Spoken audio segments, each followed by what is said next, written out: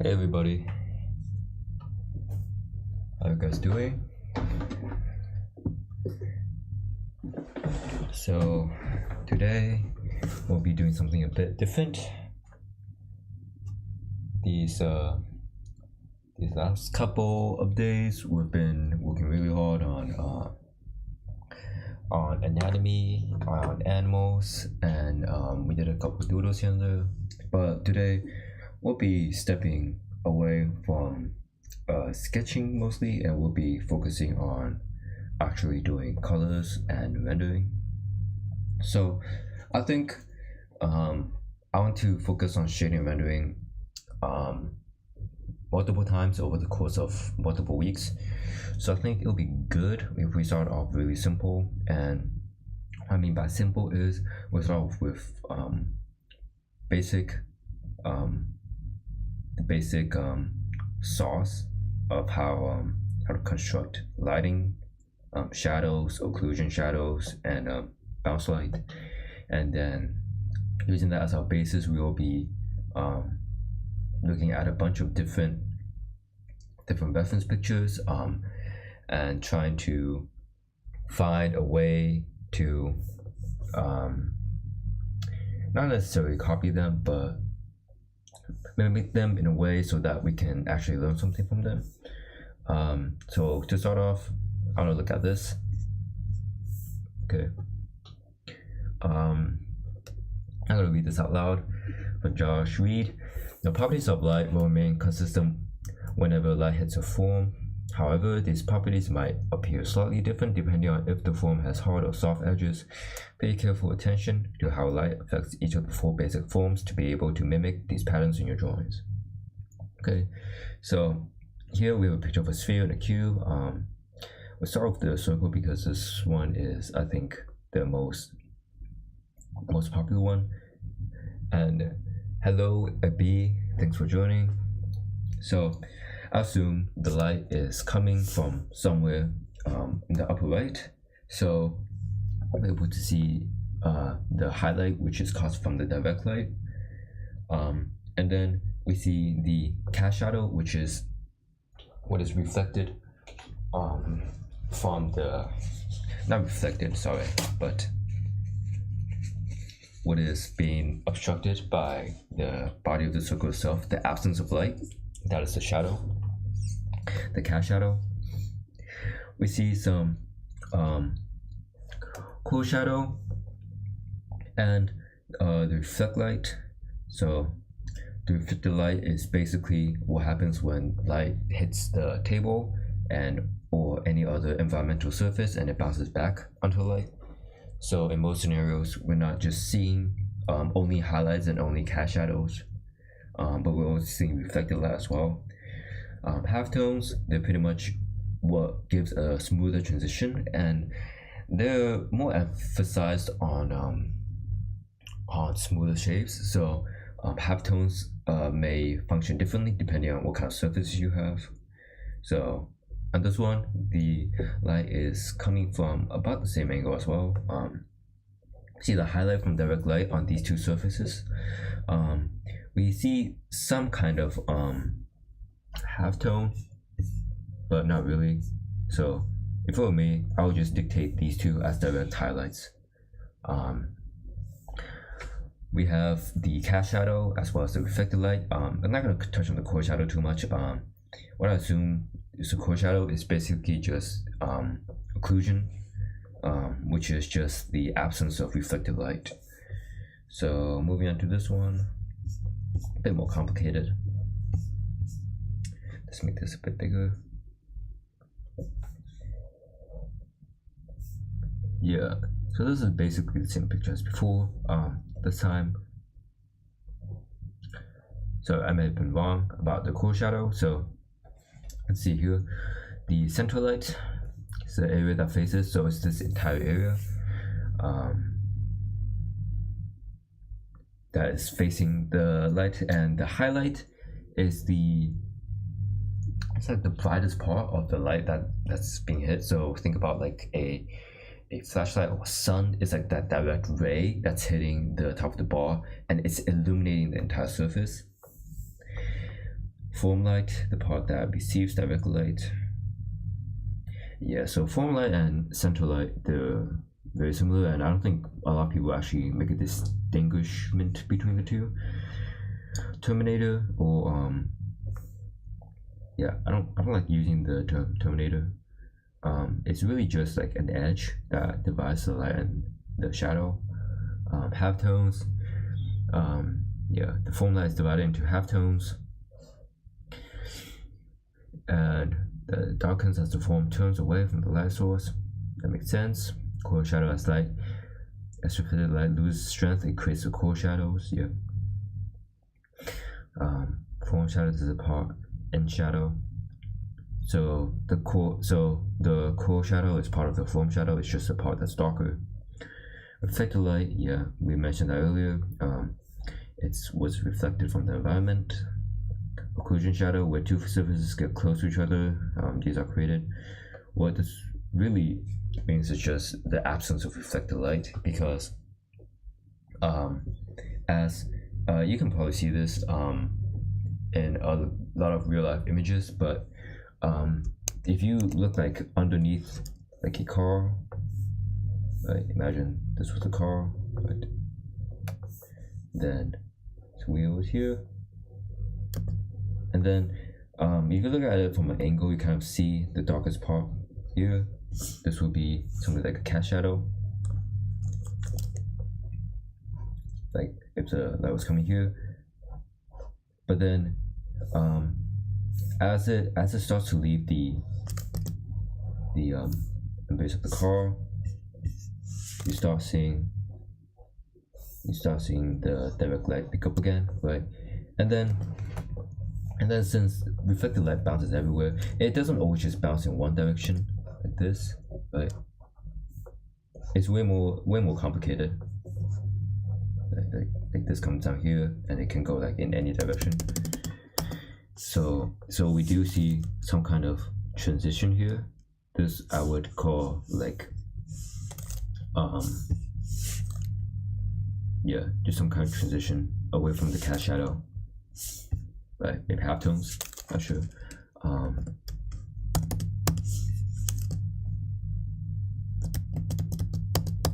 So not sure if I have enough references. Here's another one from a better view. It's a bit cropped. It's the same idea. Highlight, direct light facing the light source, and then you have the kind of halftones here, and then you have the core shadow, the form shadow here, the kind of reflected light, and then they don't show it exactly here, but it should be somewhere in the edge. There should be occlusion, and then the cat shadow from the ball itself. So yeah, I'm not actually sure which. So maybe we can do a little demonstration. So there's some kind of circle.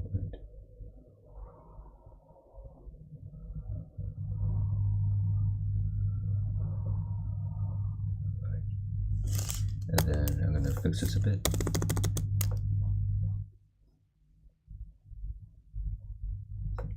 Hi, so Fastic, thanks for joining.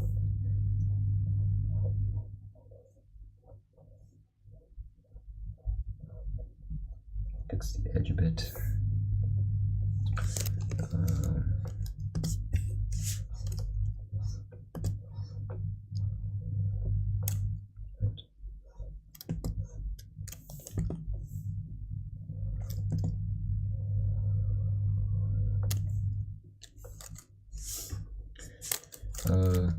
This isn't really a circle. It's a bit more lumpy. It's fine. So imagine the light source is coming from here. I label this LS. Right.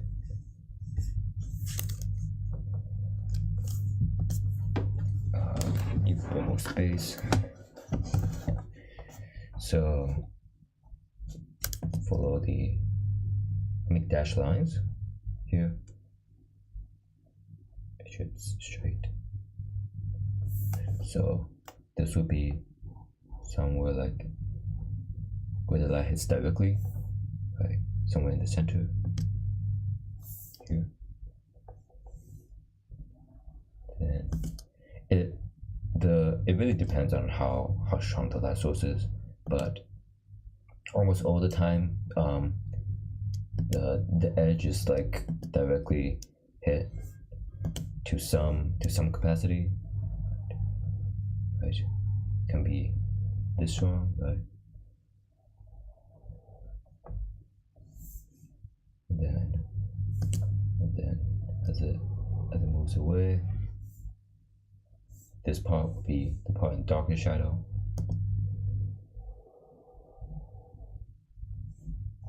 But this would also be part of the reflected light. So here's something like this.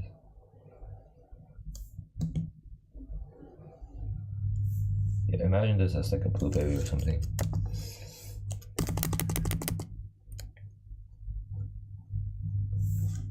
Like this.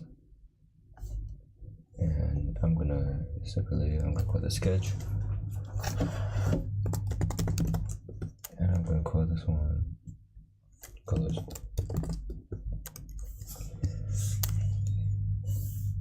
And color pick because I'm lazy.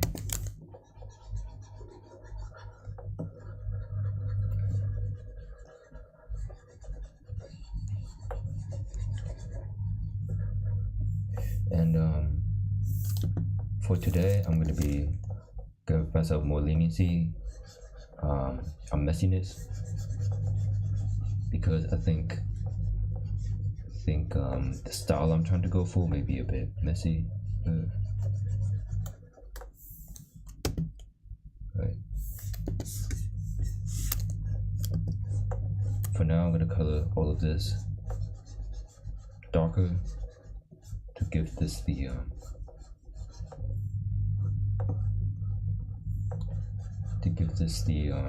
foam shadow. Cut off the edge a bit.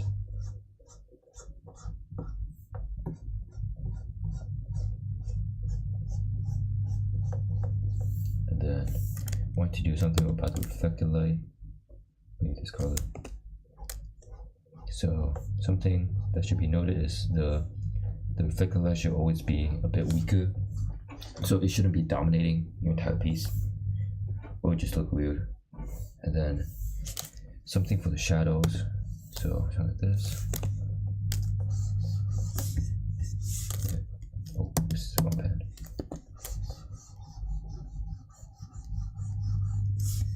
Right. And it should cut off about at the edge, like this.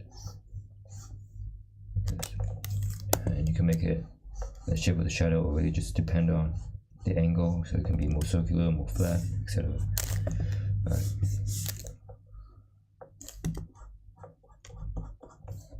And it won't just be like a flat circle, it'll be extended based on how the light source is oriented. Right. So I'm gonna select this and then move this to one side.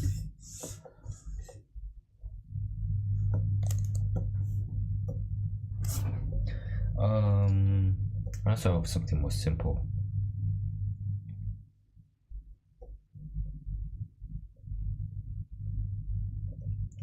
I do think maybe the apple.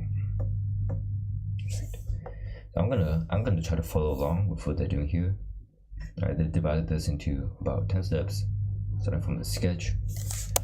So I'll try to sketch an apple. It's probably not gonna look good. I've never drawn an apple before, but it's okay. So it's like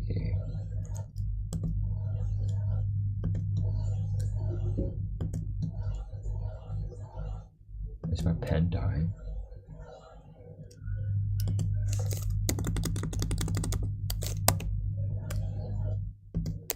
Weird.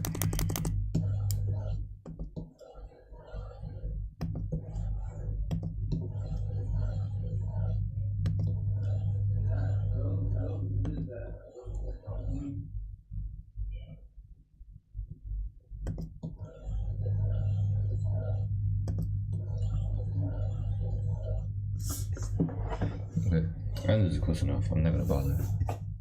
Alright, so it's kind of like a so if it's oriented at this angle, kind of facing, the code is kind of facing us. And then there's a stem. Gonna move this. I'm lazy, as you can tell. Oops.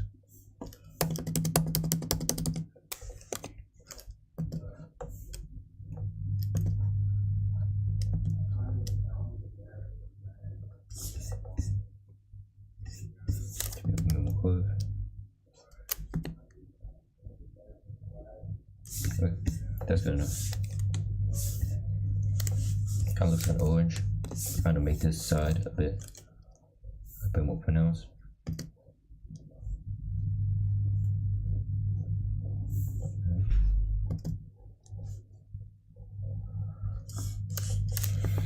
Now clean up the edges a bit.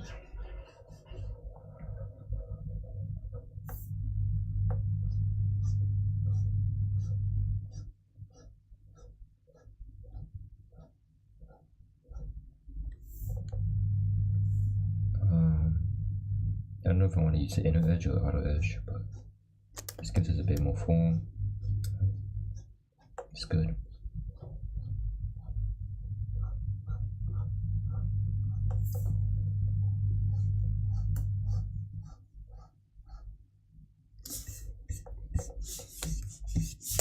Let's tilt this a bit. Looks a bit tilted at the moment.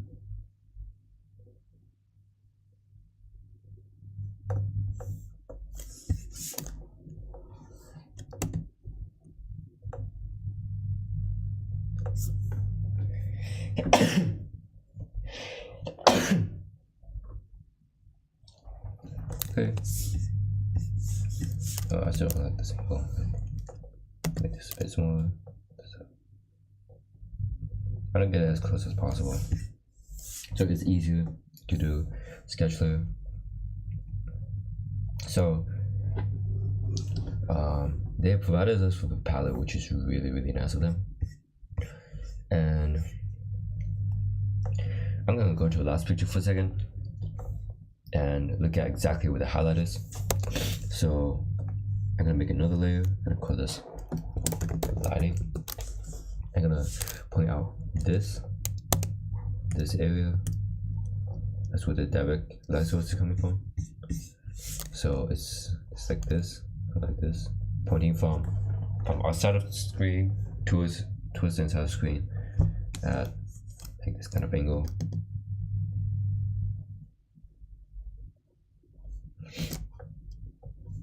Like this. Right. I'm just gonna block out some things I notice. Kind of like a form shadow here, right?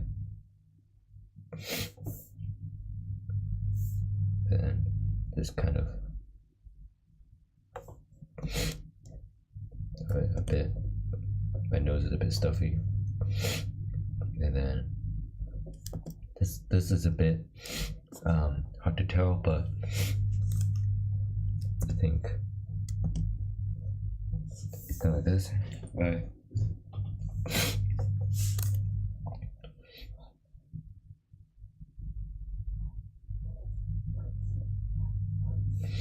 So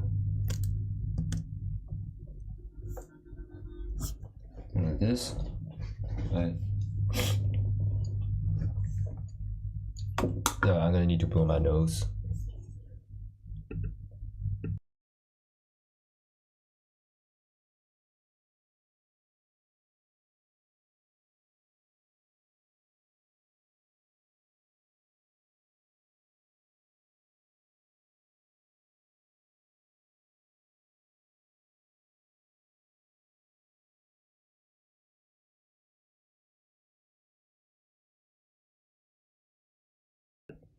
I'm back, and I'm going to make another color layer, and this one I'm gonna shadow. also color. So I made this part white, but I'm gonna steal this palette here.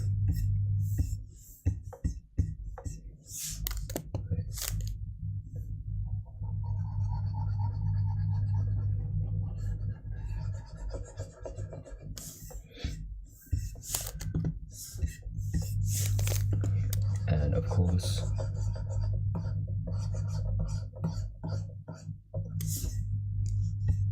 we know that there's a transition here, but right now I'm just blocking in colors.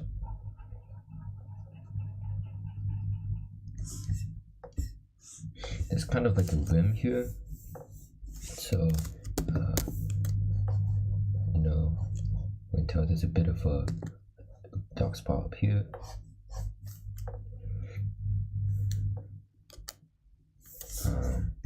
And then it's kind of a dark spot here, colors around here.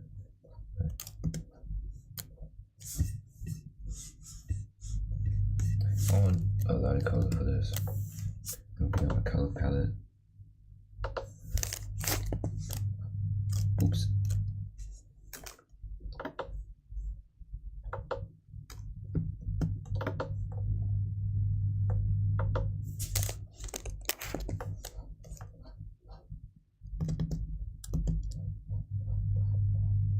Bit hard to mark this in because the colors are so powerful.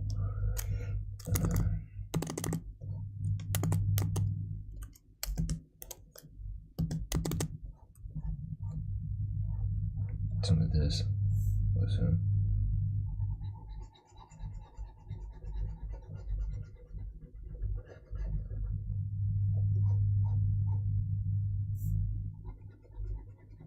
the light is kind of mixing here. Almost like this, and if I want to blend it, I could just add more halftones. Right? So I'm not going to be using any kind of specialty brushes today because what I want to focus on is the basics. Right? So it is. Right?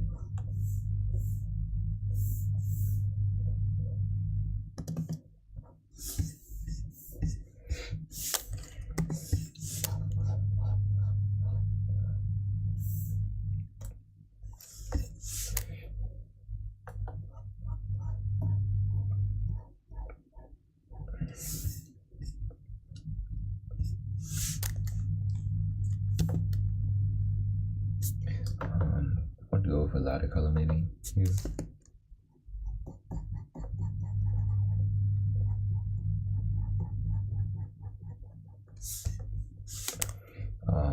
See, I'm not being too picky with what I'm using for colors right now. I'm just trying to get this as closely as I can. And if you think the lines are too powerful and they're kind of influencing the way that you're drawing, that's okay. We can always hide them. I'll call this the shadow lines. Right. You can always hide them. Right. Keep in mind, right now I'm only using gray tones because I think it's important that to really understand how to shade, you should understand how values work.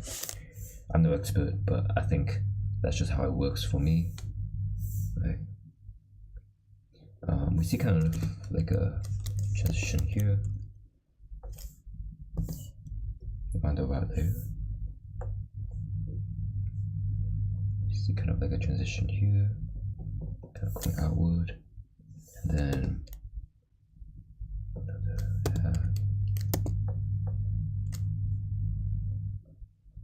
right.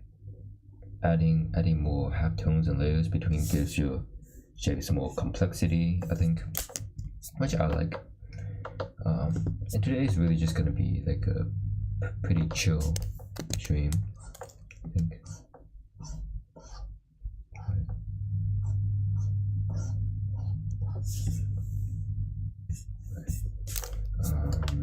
Let's see this one. I'm gonna move this one slightly up, and I think this might be good. Maybe a bit too, actually. Maybe just a little bit. Oops.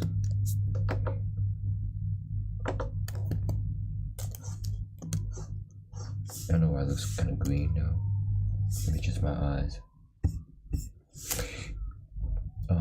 And then sometimes something you do see is that sometimes these forms are a bit darker, like a bit more contrasted depending on the kind of edges you have. So like here you see I use more transitions, and I actually want to add one more transition here. I think just to make it more smooth out.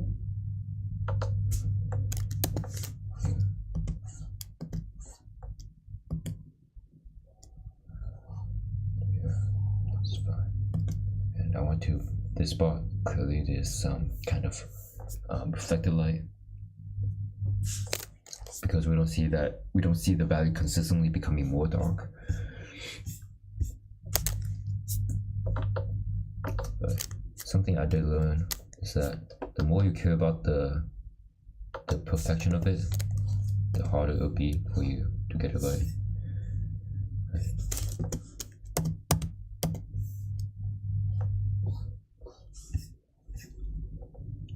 This may be a bit too dark. I'll fix it later. And I think I want a much tighter color, maybe this one. Okay, let's do this.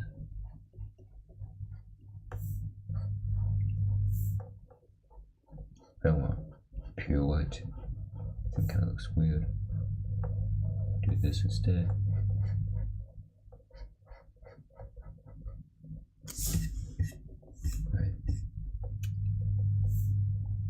And I think this edge can be, I'm gonna use maybe this one. Yeah, decrease the size a bit. Actually a bit of a lighter color.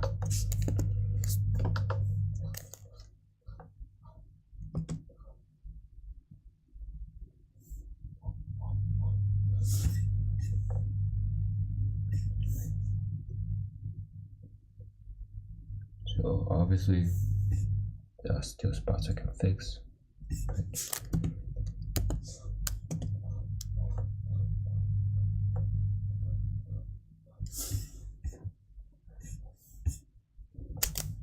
For this part,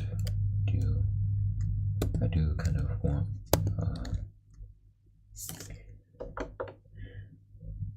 slightly lighter, but there's still some kind of transition.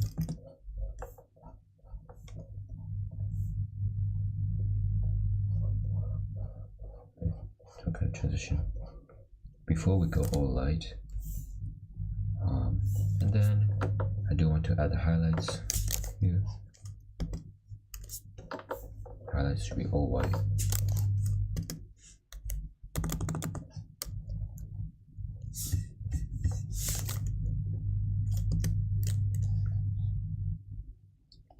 Decrease the size of this.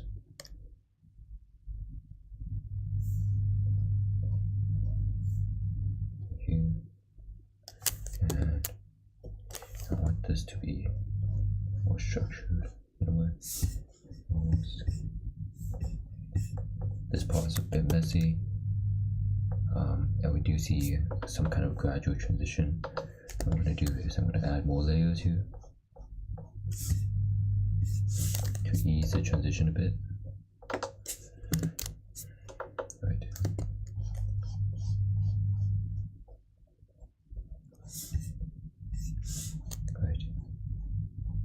See, I'm no expert, but the more I put into it, the better it looks, kind of. So we're the same here as well. Right. Check the colors. Let's go a bit brighter here. Let's decrease the size. Right. This. Right. I think it's starting to look better. Right. We do want to emphasize this part bit more. We take this,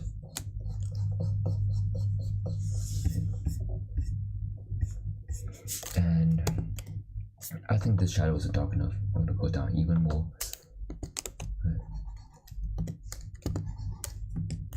Increase the brush size. It's kind of in the pit, so it's gonna be a lot darker, right? Some spots to add a bit more shadow to, especially this kind of rim here. So I'm gonna decrease the size, decrease the size. Right. Then color pick this one.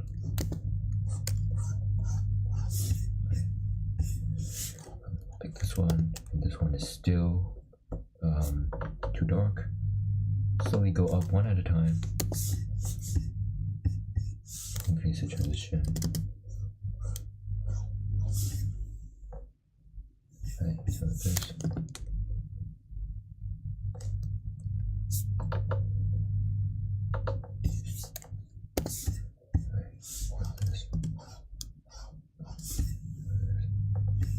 I still think I don't really like this. This color is way too. Need to do some fixing here.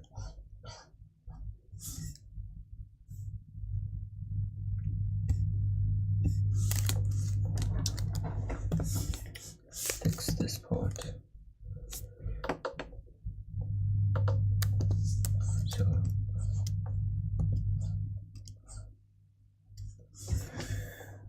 something you might have noticed is I was spending a lot of time on this one, and that's completely okay. For this one, I do think it's important to learn the values, because when you jump into colors right away, it's kind of hard to know what you're doing, right? Like you see, oh, let me see.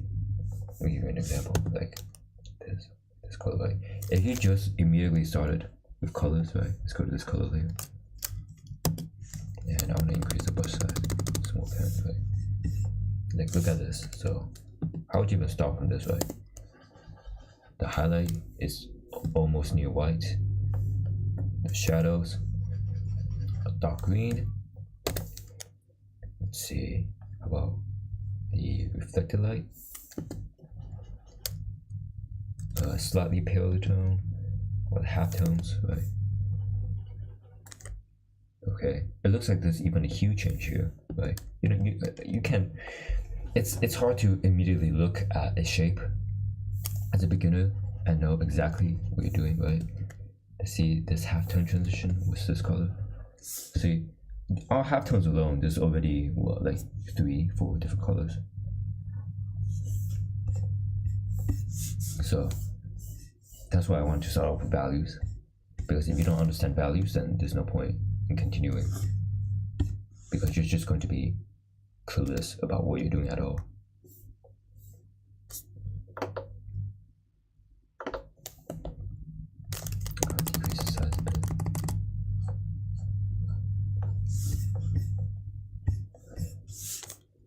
I don't like this transition. I'm going to make this slightly more curved here.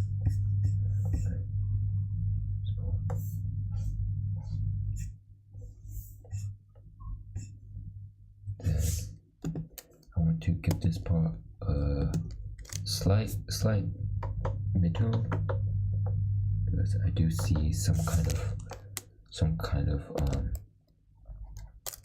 occlusion from this part, right?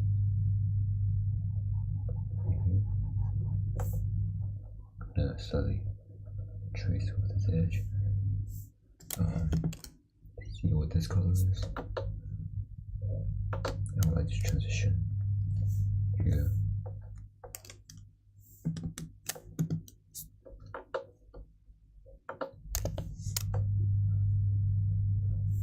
So I think this part is fine, because it shows that it's more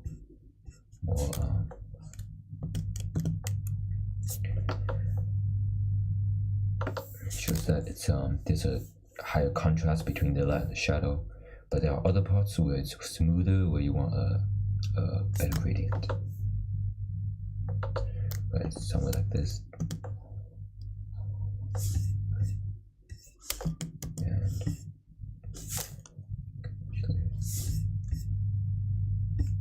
right.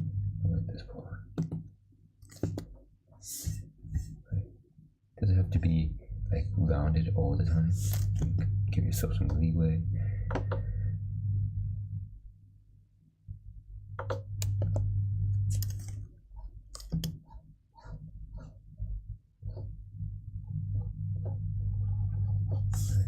Just some leeway here.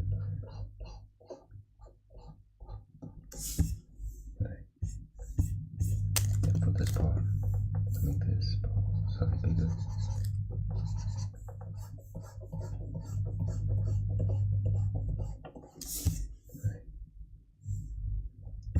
So with this part, I don't really like this. So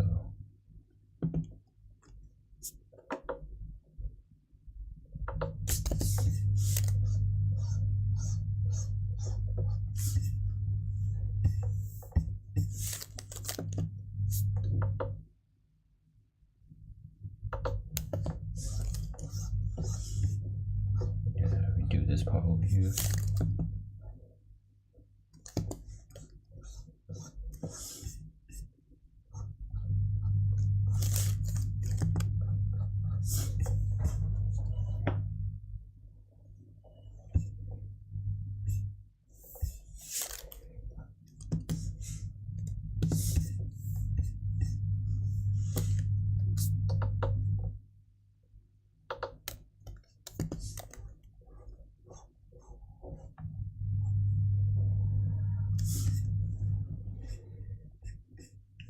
Smoother.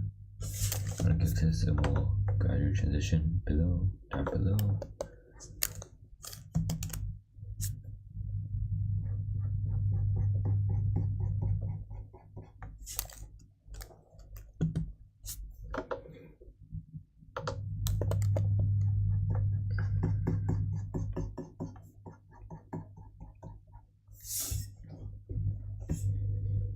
As well.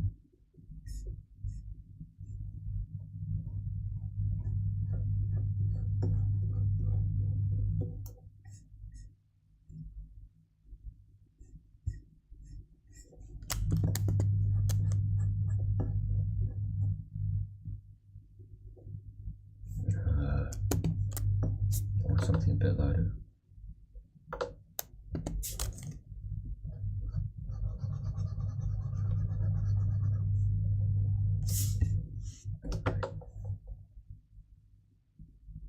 So this is as close to what as possible.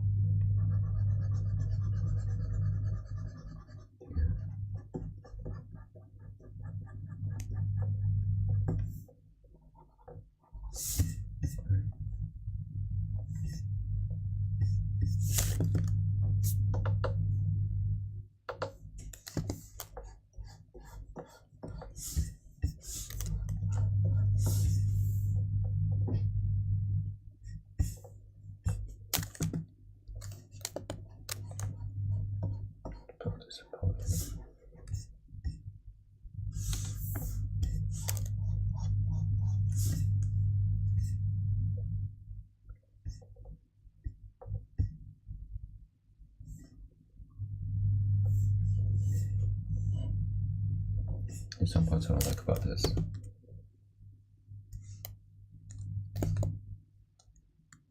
Let's go without a color.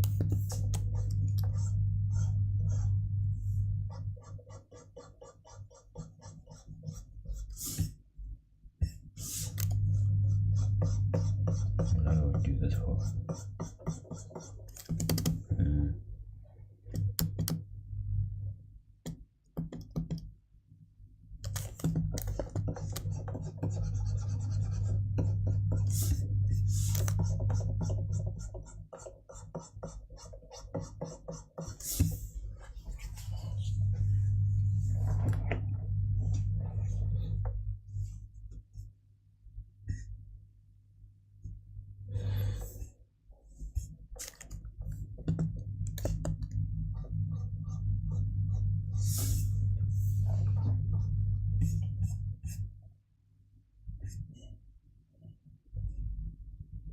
Yeah, it's off by a bit, but honestly, I'm probably gonna leave it at here. There's some edges I want to fix. Maybe slightly.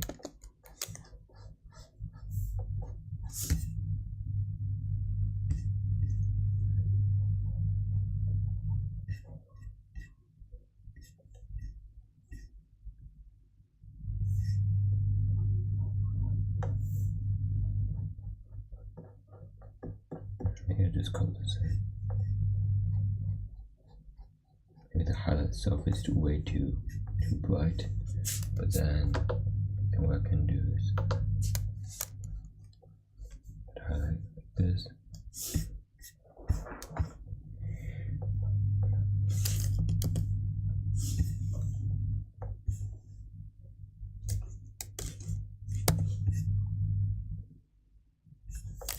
I feel like this is slightly green for some reason.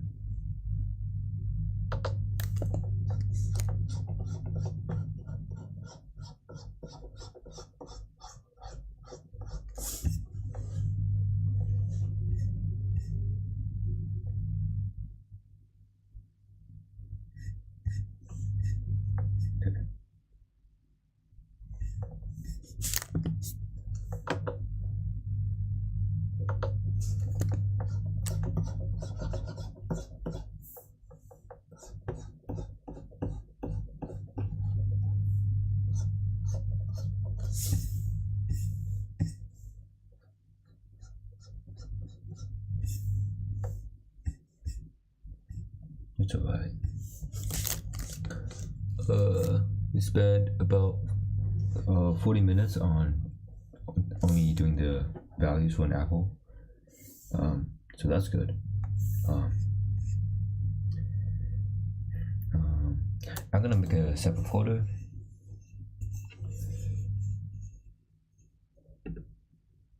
Make a separate folder for references. And something I want to do is I want to add the apples, and I want to put a layer over it so that it only shows the values. So let me go here.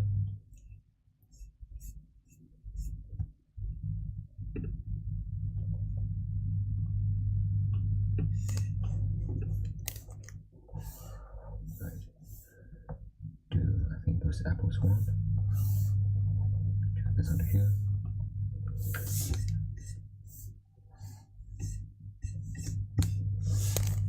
So what I'm gonna do is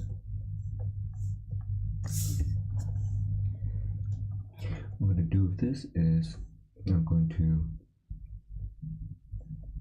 change the layer setting. Was it hue or was it saturation? Or what I can do is edit, go into edit, and then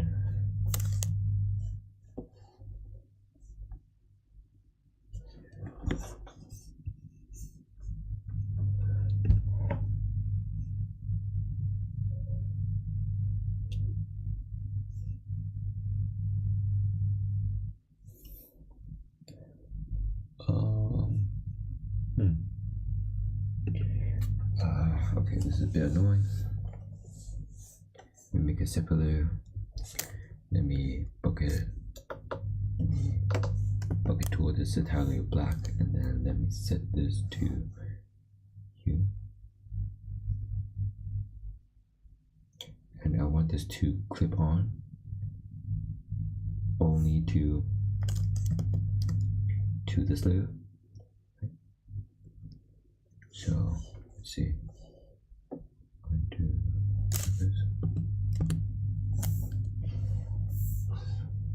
So I think it'd be better if we did comparison here.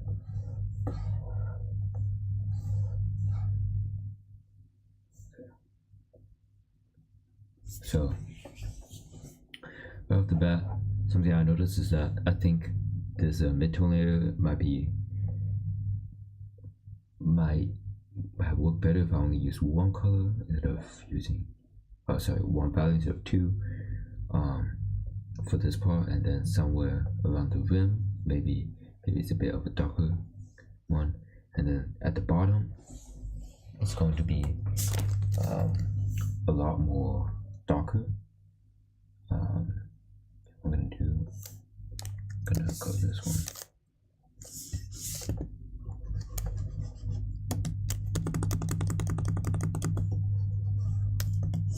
Okay.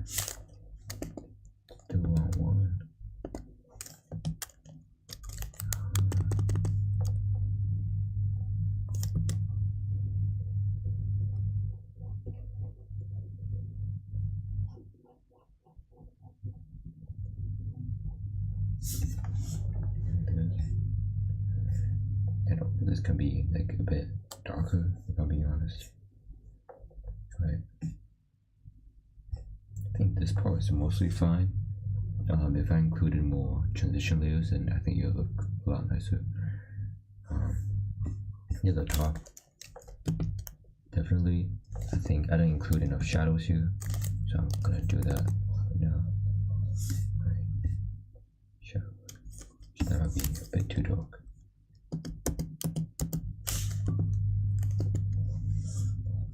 Right. Shadows here, and transitions. And this. Then I want something in between. Like this. Then I need something good. Like this.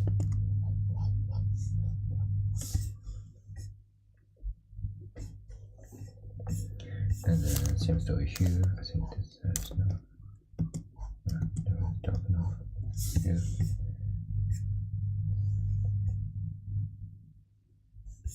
And I think this might be a bit too light.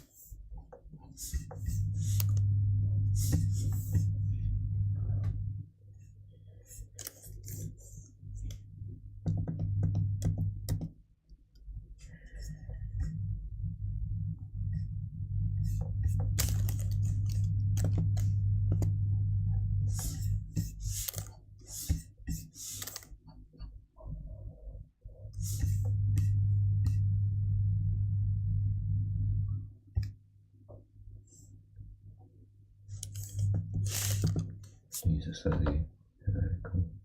Just doing some bit of correction here.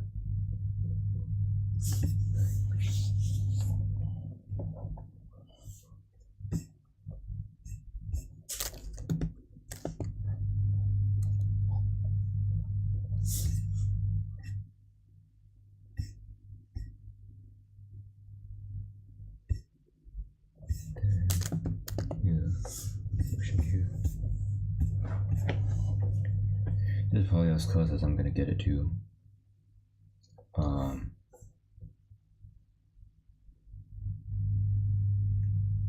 Yeah.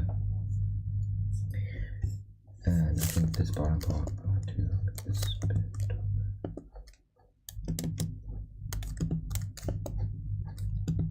Okay. I think this is as close as I'm gonna get it to. Any more time I spend on this to render this perfect, I don't think we have enough time to get through the rest of our studies. So I'm gonna keep this here. So one thing you notice is that I put all of this on one layer, right? I wasn't worried about making a separate layer for every different hue, every different value. Well, in this case, value. But in the case of shading and rendering, you see that when I started shading, I put all of them on one layer, and then for rendering, I just started basically adding halftones upon halftones upon halftones until it started looking more and more like what I have for the reference. And basically, you can do that for any of them. I think for today, and only for today, I'm not gonna do anything with colors, right? I'm only going to focus on the values of all of these pieces. So what I'm gonna do is I'm going to erase this, and for all of these, I'm going to focus on only the values. I know it would be a bit hard for a lot of people to not directly see the colors in action, but I think it's good, really good for practice. I'll move this to the side. And you see I didn't draw the shadows. It's fine if you draw shadows. But I'm really focusing on rendering the shapes themselves. We can always mess with the shadows later on, but they're pretty simple. Really only like two colors maybe. and then we add a couple of halftones in between. So let's do cherry.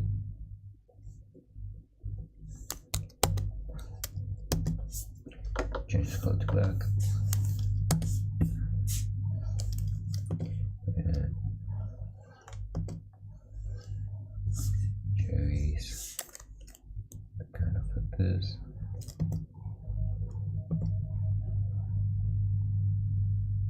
Kind of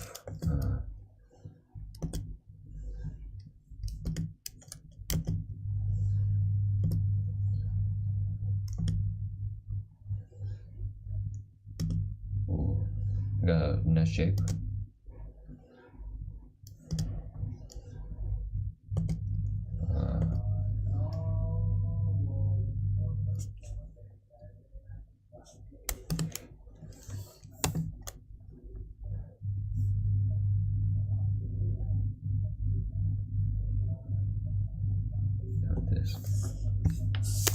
This one.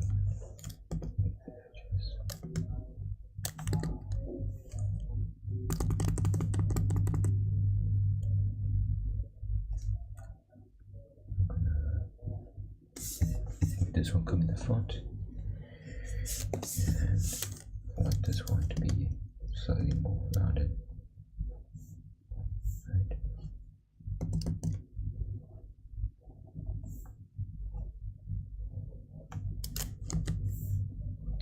So the way I like to draw may be a bit different from how other people like to draw. I don't like to undo my lines a lot. What I like to do is I make the initial sketch, and then if I don't like it, I'll probably add a line on top of it, and then I start like sculpting away at it. So maybe I'm not like a good artist. I'm maybe more of like a sculptor. I like to sculpt the shape of things. Here, right. And everybody does it a bit differently, but that's just how I do things. To make this a bit pointy, cherries have a pretty interesting shape.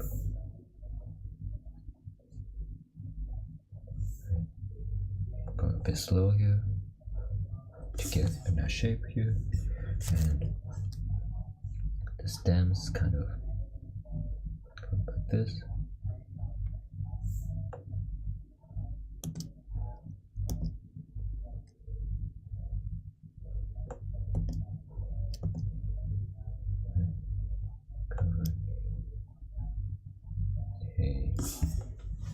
This, not the best, but I think it's the job done. Okay, once again,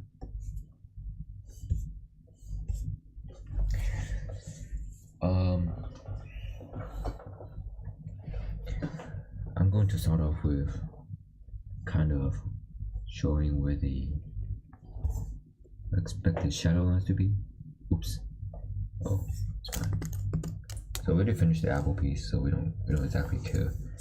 But here, let's get some of the shadows. So see, light is, we see highlights here, we see highlights here, we see highlights here, we see highlights on the rim, see highlights here, see highlights here.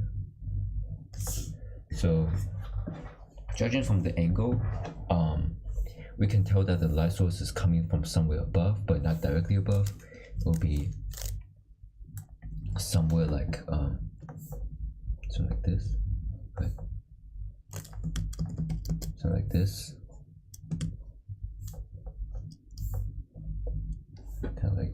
Kind of slanted downwards a bit. So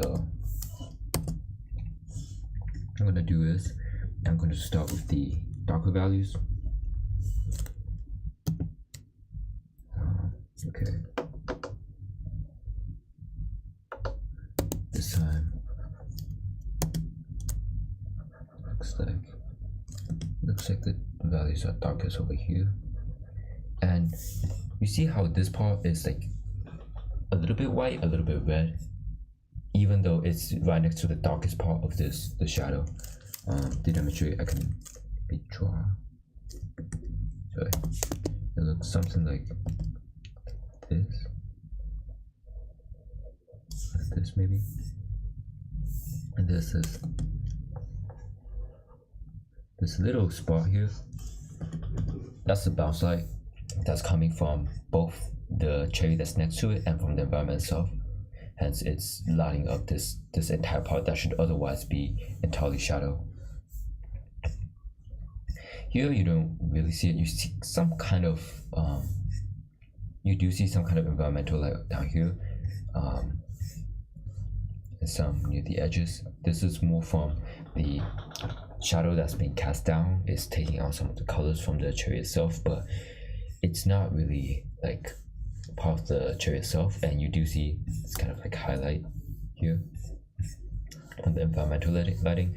So it kind of looks like it's one lighting, but it's different. Like, see, you see how the shadow is a bit red. So keep in mind that these two are two completely different reflected lights. Although they come from the same source, they will be classified differently. So I'm going back to my shading. Right. Start off with this entire part being shadow. Hopefully. Check my value. Okay, I think it's dark enough. Maybe I'm gonna have to go a bit darker later. Okay.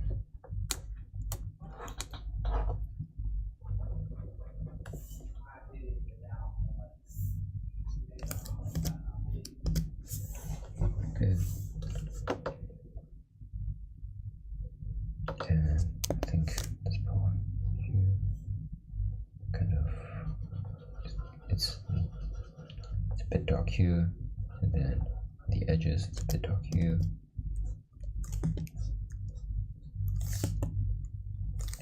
And then here,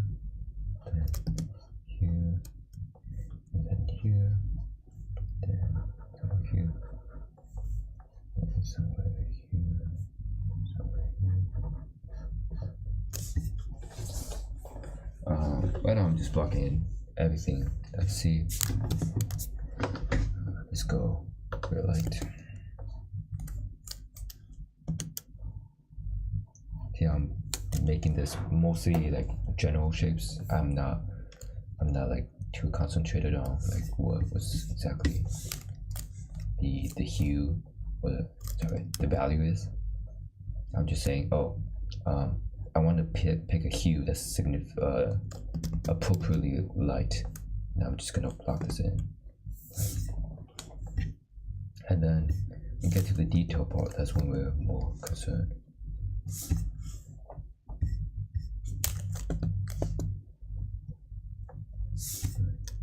Do this, then now I think with the most basic shading down. Now what I want to do is I want to work on the darkest values first.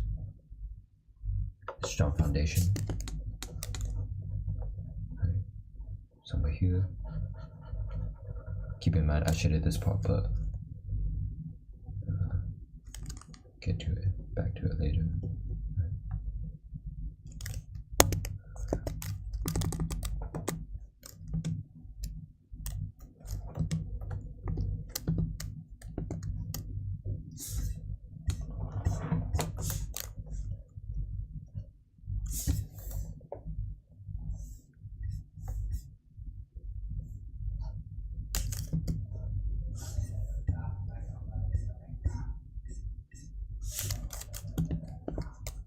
I want to make a separation here, a bounce light.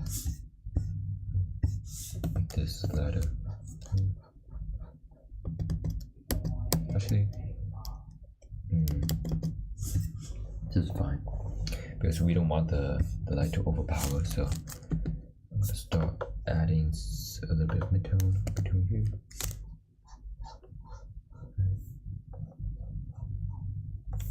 Midtones is king.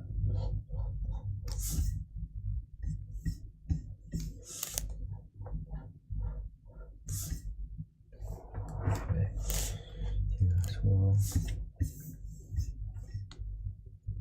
And right now, it looks really ugly, but you have to kind of get through it. Like, oh my god, I cannot draw. What am I doing with my life? Like, I've seen a lot of artists say that when they're doing shading, but just bite through it. I'm biting through it right now. This part looks fine, but this part looks horrendous. But once I add all the midtones, it's gonna look better.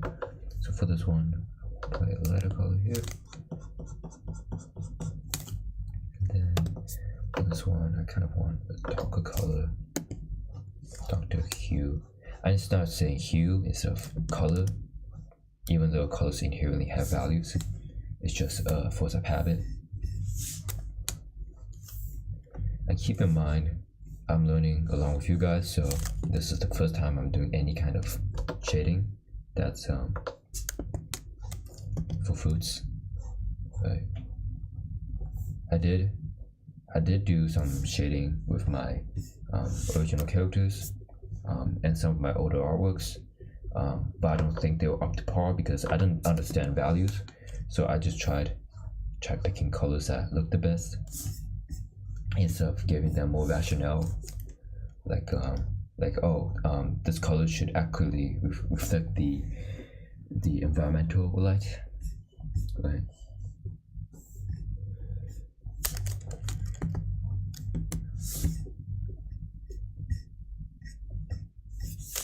I want to add some kind of halftone between here.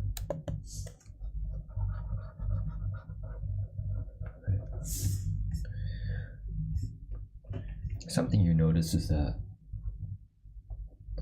okay, I probably need to stop saying that. You probably notice a lot of things on a daily basis.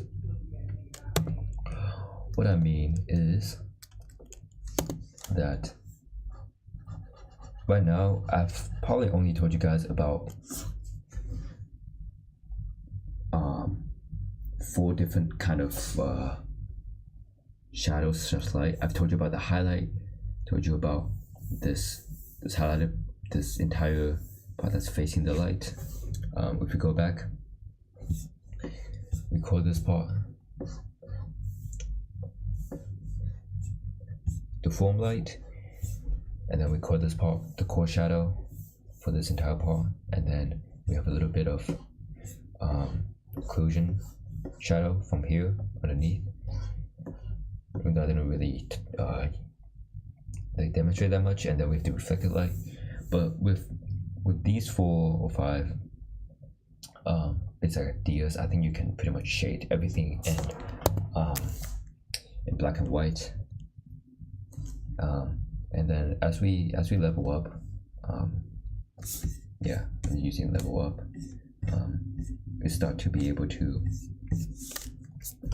be better accustomed to doing this with actual colors, right?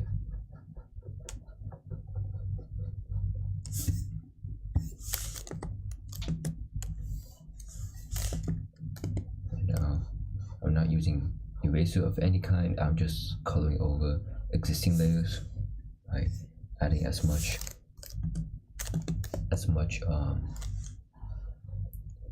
halftones as possible. You try to balance this out, and cherries are really smooth, so that's one thing you have to keep in mind. Right.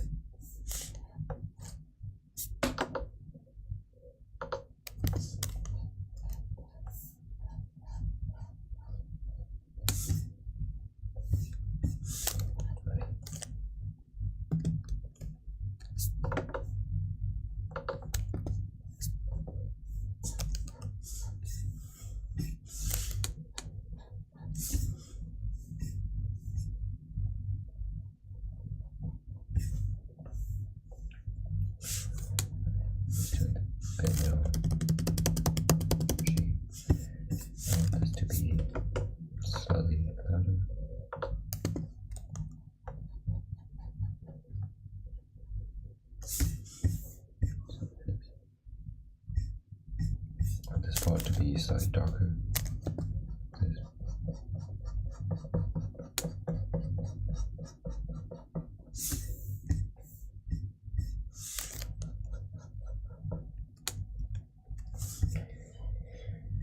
And then I do want this part to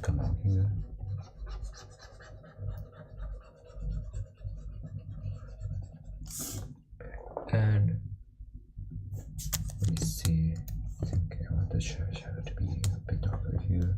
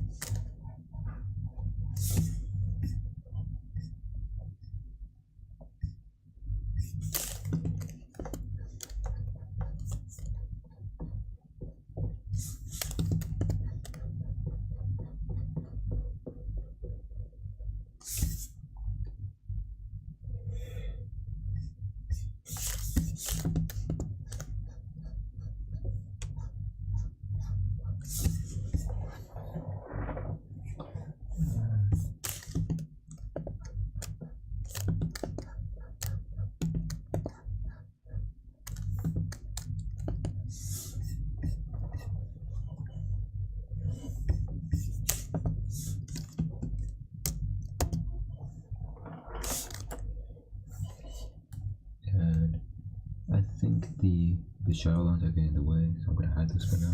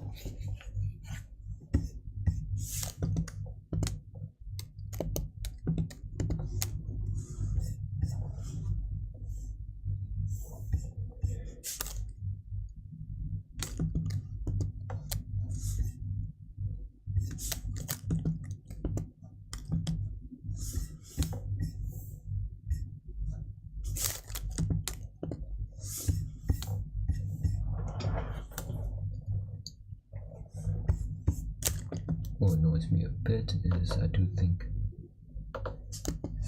this is not meshing that well.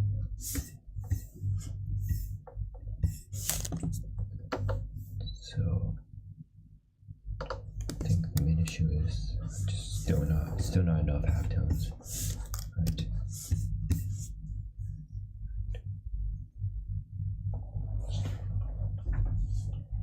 So doing this with only a brush and now with a blending tool, I think this is like the hard mode.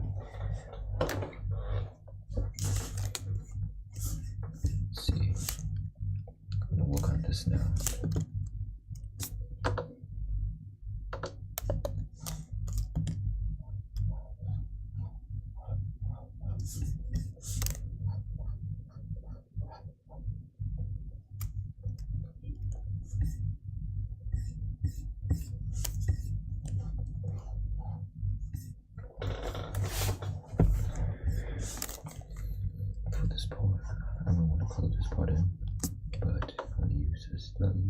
Slightly lighter color for the reflected light here.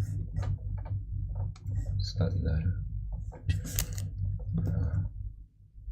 This part, I feel like on the edge it can be darker.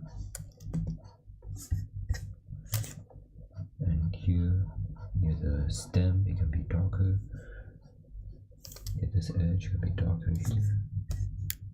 Right, bit of a transitions wise.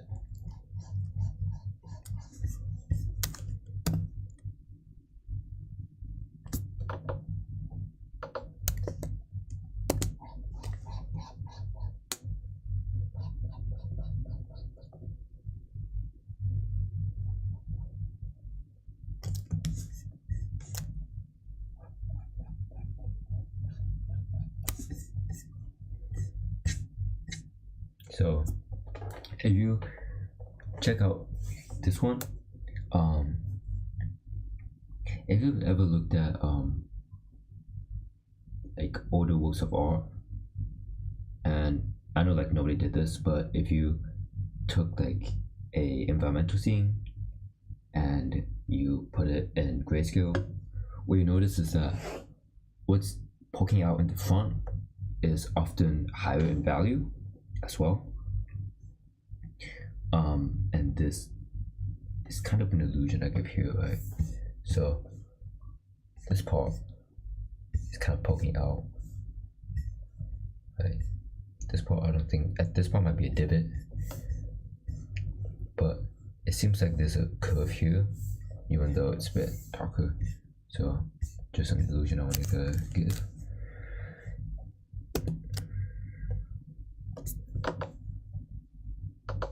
Like a difference between the foreground and the background.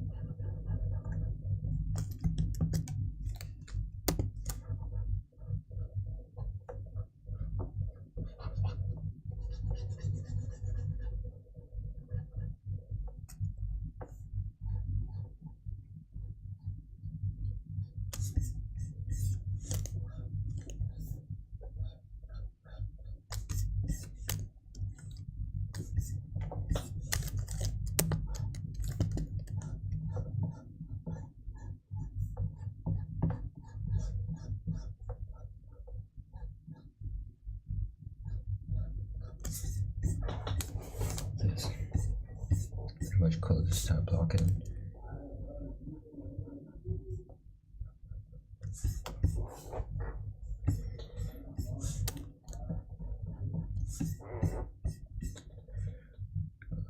Let's see.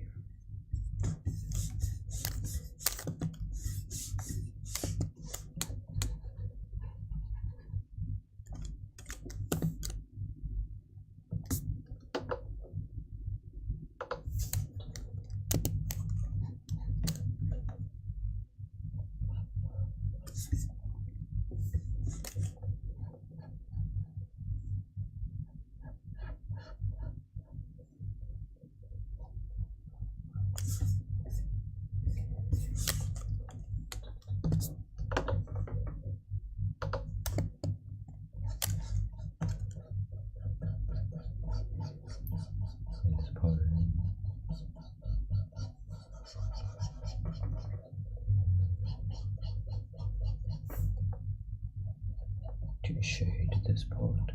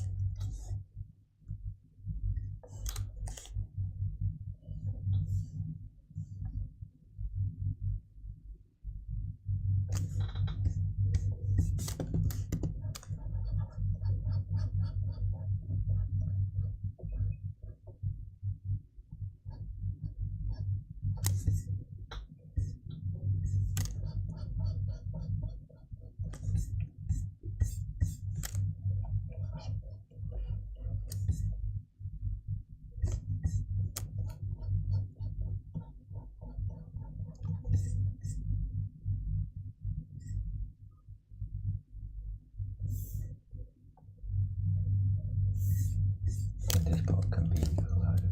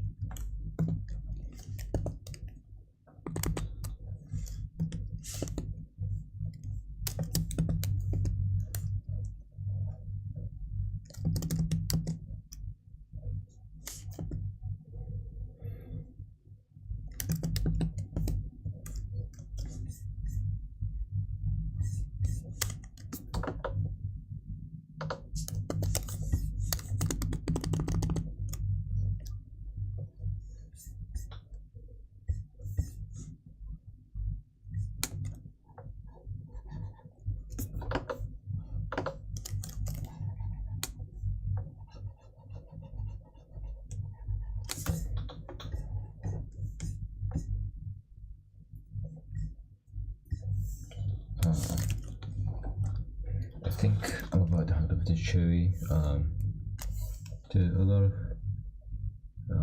rendering. So what I'm going to do is I'm going to bring this up and compare looks a bit and hopefully move on.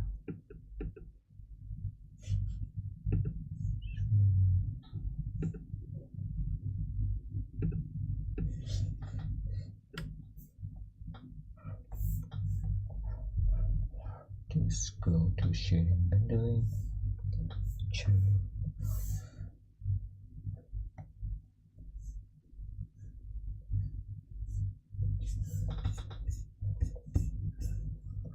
See.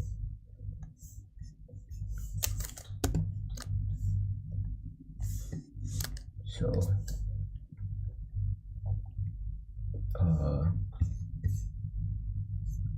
this is interesting. Seems like the colors I was using was way too bright. So here's something I could do. So add an overlay. Just darken.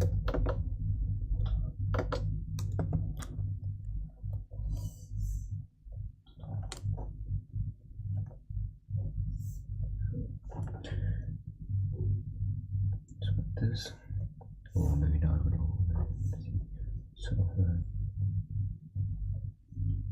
difference, exclusion, darker color, divide, hue. Okay, I think it was overlay. Okay. Adding an overlay, and then all these values are a lot better, but a lot darker than I imagined. Maybe because the color of the cherry is self-confusing, so that's fine. It's our first time, so I'm giving myself some leeway.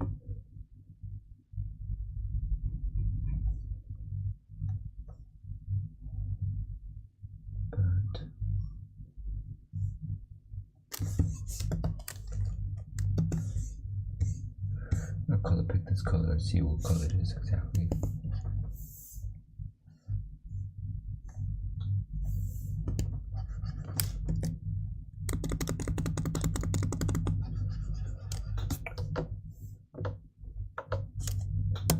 Actually, let me just color pick. Wow, all the way to the right. To the left.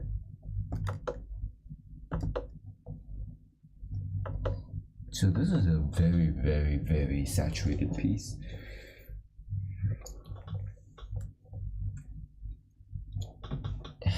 And yeah, even the brightest highlights here are only in the middle. So I had a couple of wrong assumptions then. Right? It's here, if you check out the colors I use, those are in the middle, but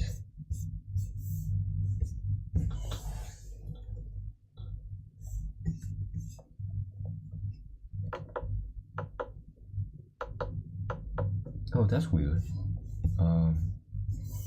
Gotta put the screen on it, not hue, maybe saturation then. Color designs. It's one of these.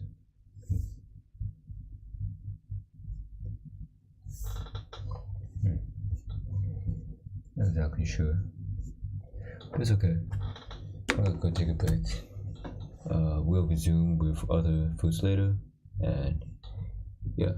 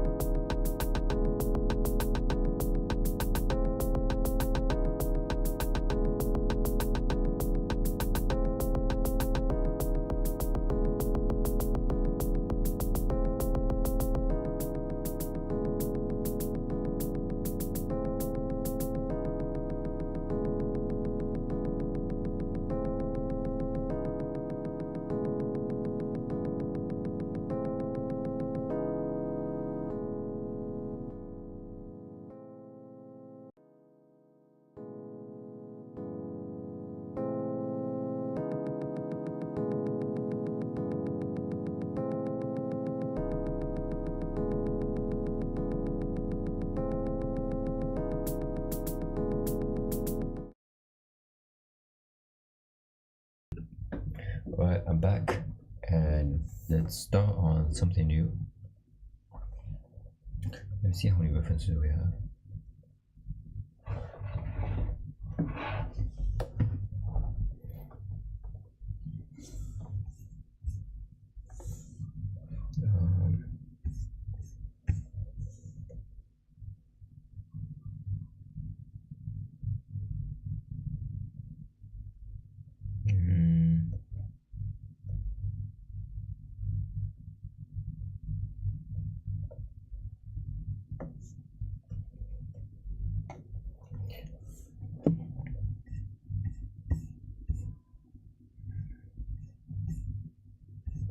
Okay, I'm gonna bring up this one.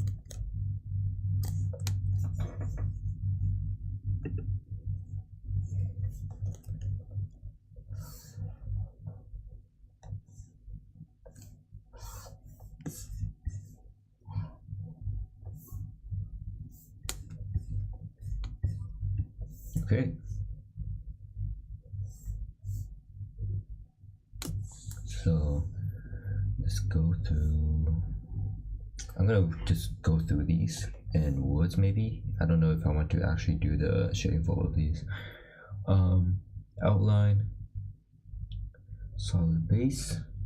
It's hard to see, but try a neutral base color. Okay, so we color pick this one.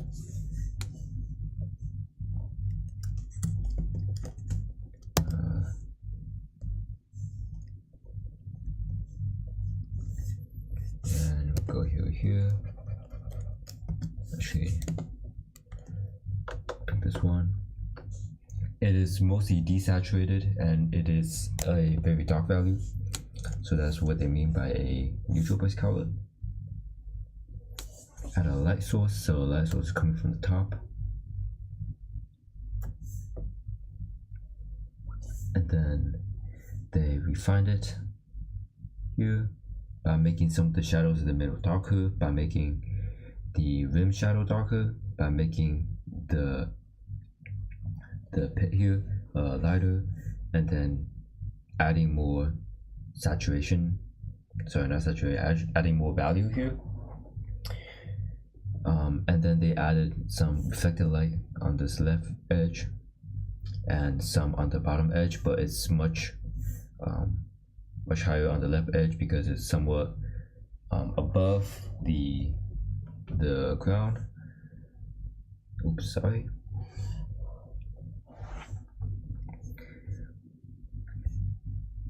Oh, so they actually, it's hard to see here, but surface highlights and bounce lighting, not nearly as prominent. Okay, I see. And then they added the shadows on the ground. Okay, how about this one? Yeah, take your time defining the shapes. That's important. Try neutral base color. So once again, I'm gonna color pick this.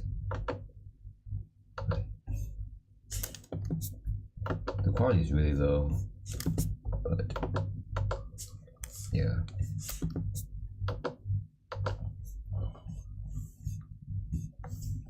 So pattern I noticed is that all these colors are either super saturated or super desaturated, and the values are always like somewhere in the middle or a bit down.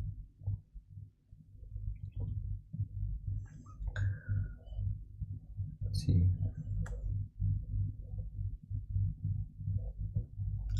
Bounce light provides more form indication and soften the edges. Okay.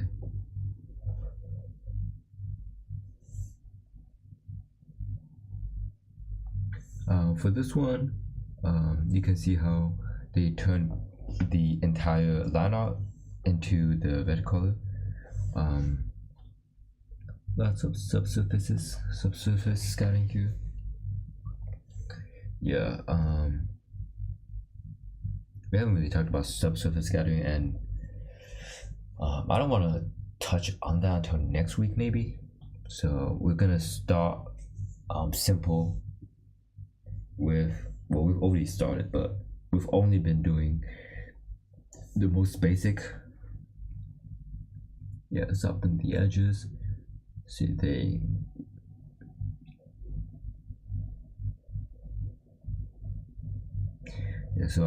so one thing I'm seeing is that they're all starting with I mentioned this already, a desaturated color as a base, and then they add some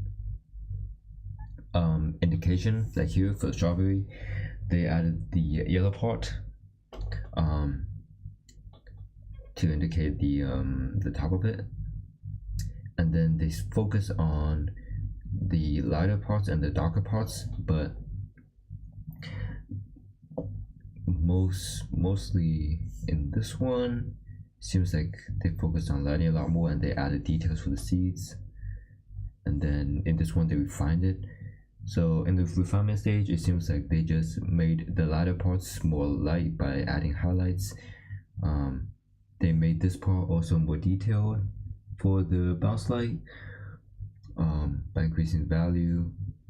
So they kept the middle part mostly the same, added some highlights for the seeds, but they mostly focused on the edges because they're focusing on creating a more gradual gradient. Okay.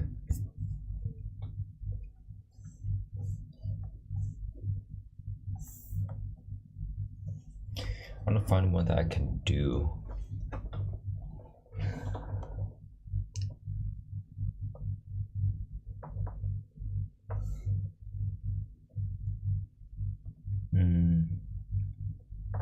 Maybe I'll leave human parts for next week. Orange, lemon. Yeah, I don't want to do the avocado because there's too many color schemes here.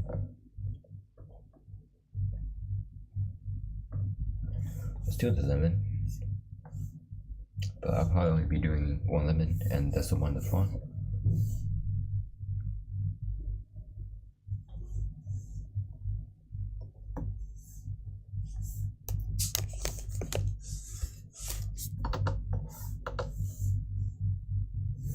So for the sketch,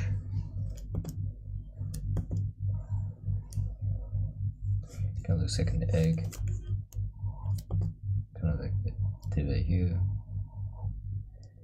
and then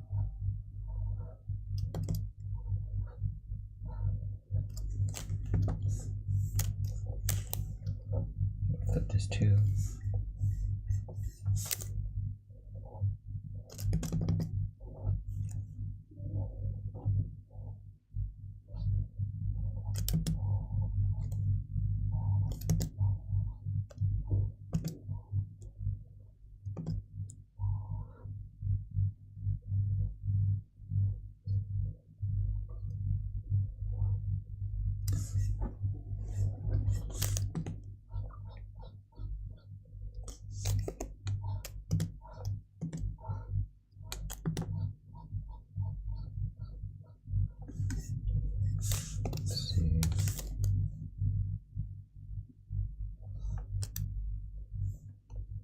This and curves.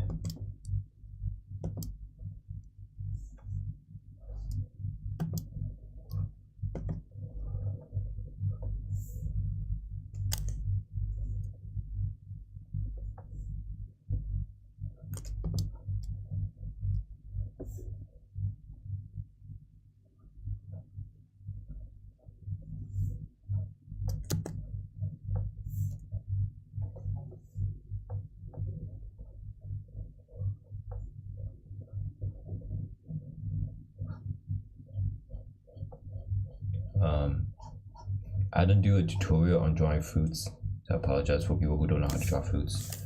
I don't know how to draw fruits either. I'm just making a circle, basically for all the shapes and trying to get it as close as I can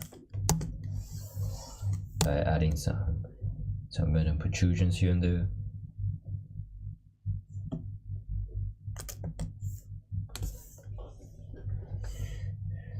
I think this is close enough. Let me see what layer I had this on. So start off with the darkest part. It's not too dark in this piece, so I'm gonna go with a middle color like this, maybe.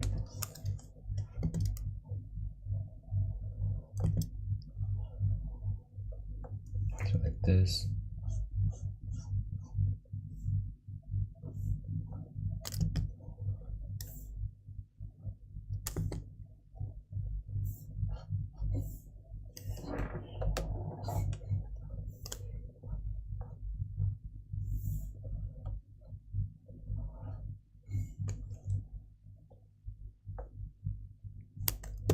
Let's add the midtone.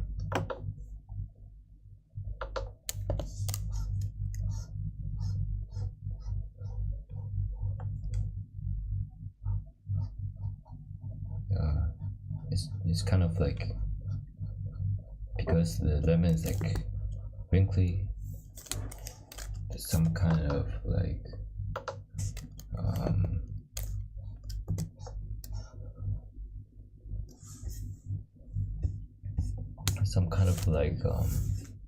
it's kind of hard to describe, but you can kind of see like these straight line edges going across, going down. Some of them curve, so it's a bit complicated. So you need to be mindful about the values you choose for these.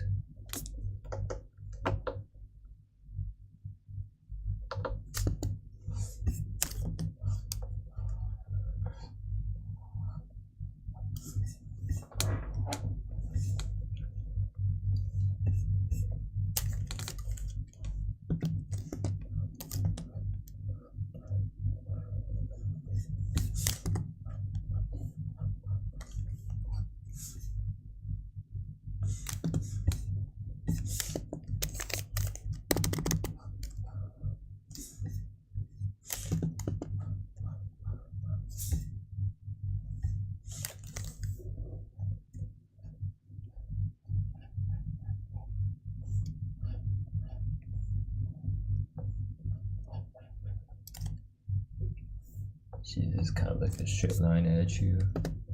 I'll take this one. I'm gonna go up here.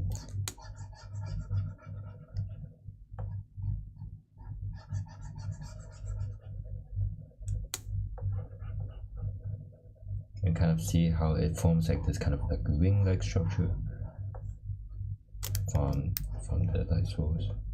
And I don't see exact like highlights, but I do see this kind of gradual transition.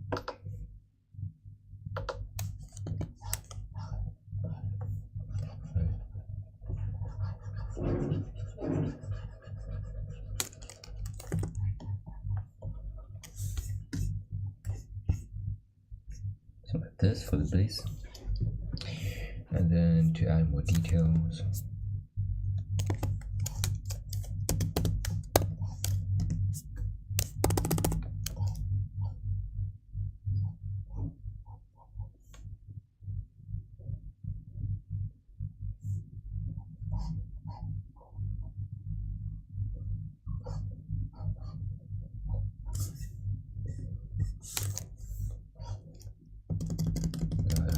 I don't think these lines look the best.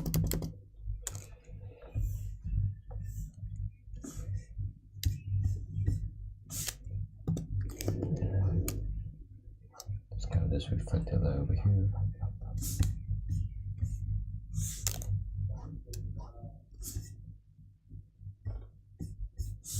Kind of reflected light over here.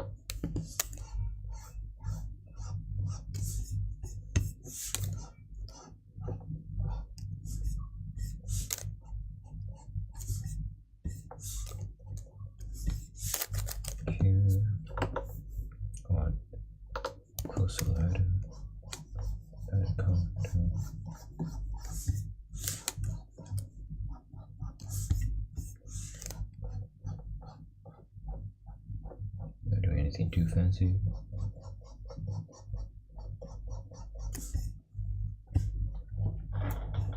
Just to have a more gradual transition.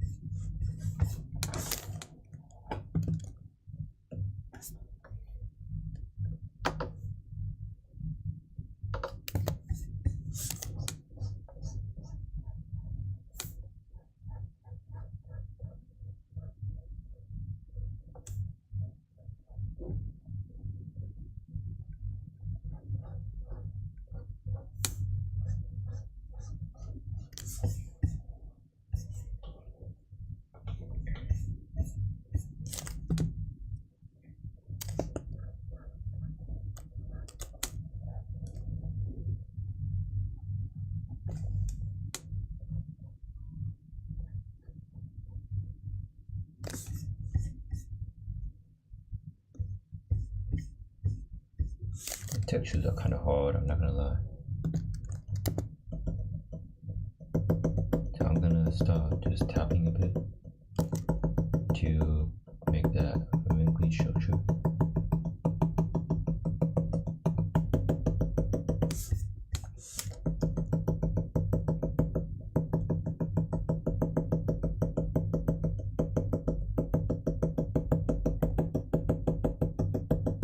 See that it's more prominent the lighting.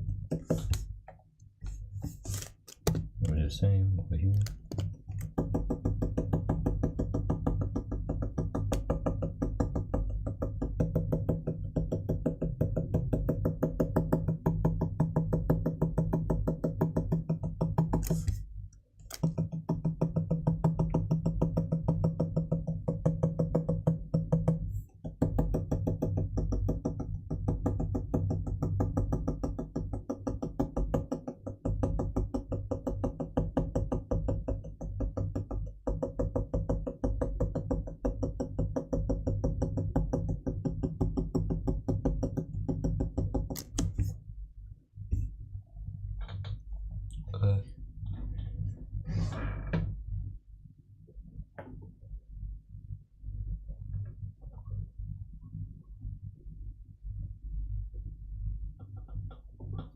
This texture is a bit better.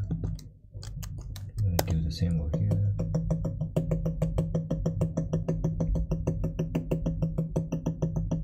So we'll probably be doing textures next week. I haven't exactly decided how I want the shading schedule to be. There's a lot of topics to learn in shading, and it's not limited to only like fruits, clothing, and humans, right? There's a lot more that go into it. And there's probably like a tool you can use, like a splatter tool you can use for the texture that I'm trying to do. I'm just trying to do everything manually with only like a single pen, so you guys can like see like what a traditional artist has to go through. Alright. I'm going to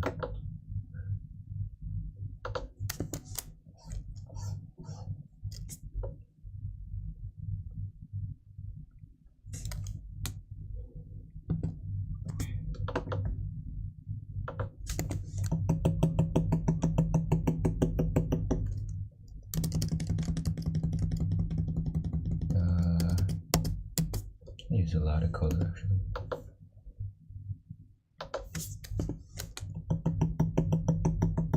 Do this one.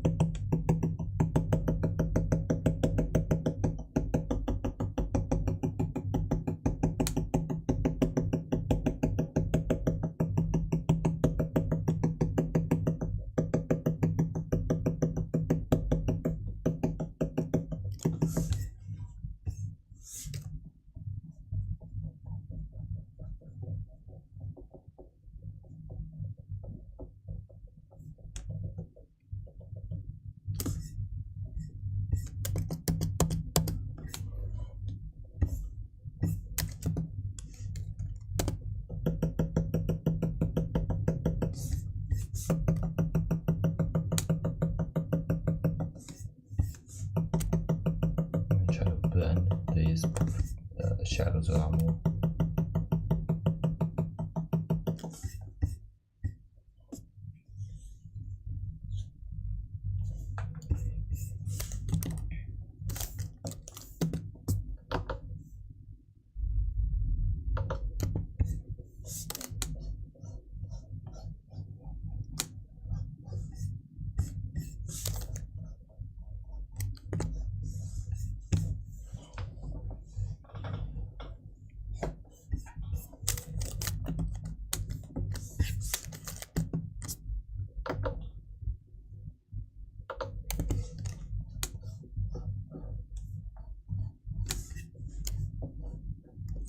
Like this.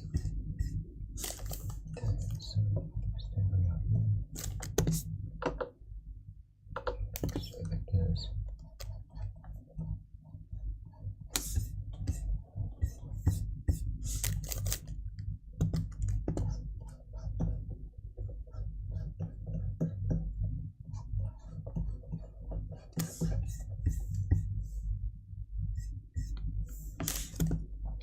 Similar for this part over here.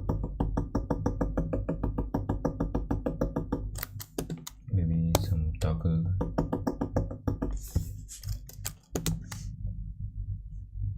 This one.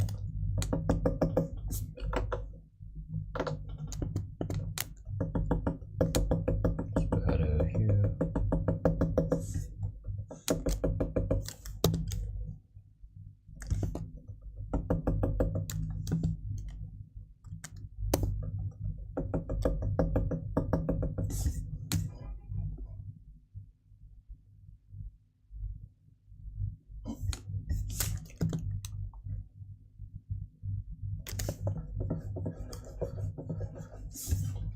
Some parts you want to highlight in, just want to look better.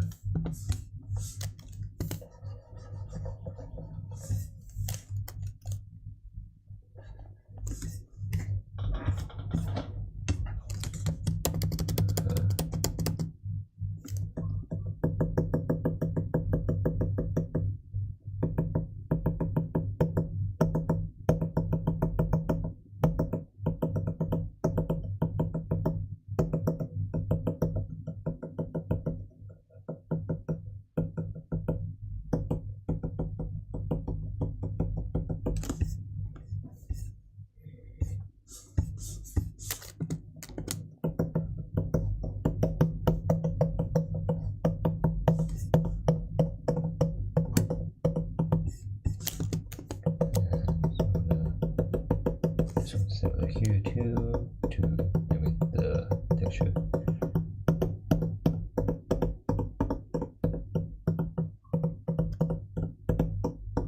Okay, see, I'm just slightly tapping on the screen.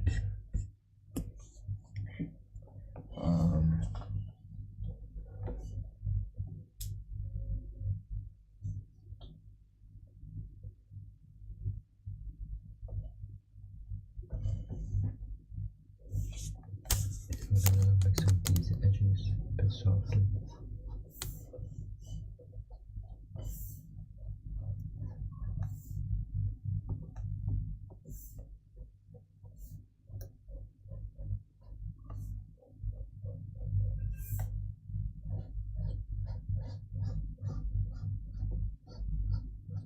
So they made these on a similar, but it's fine.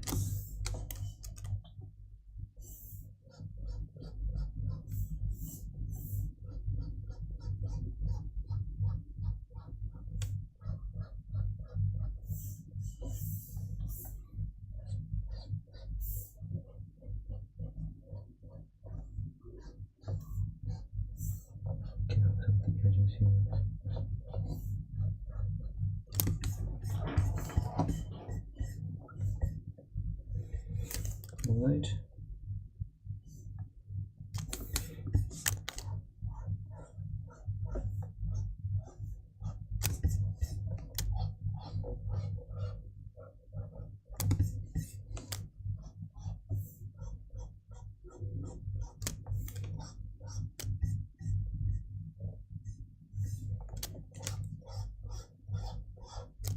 When life gives you lemons, you make lemonade. Yep, that is exactly right.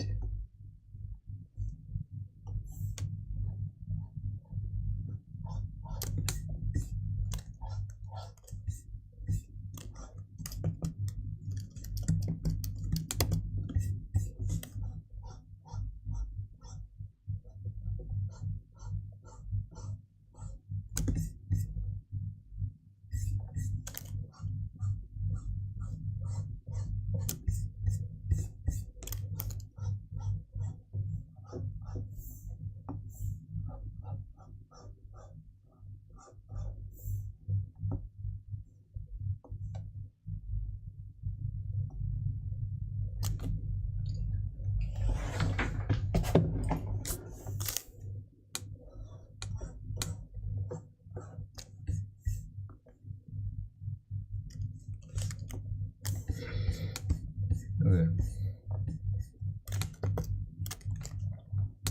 I think that's enough work on the lemon. I accidentally made 2 sketch layers as well. It's okay.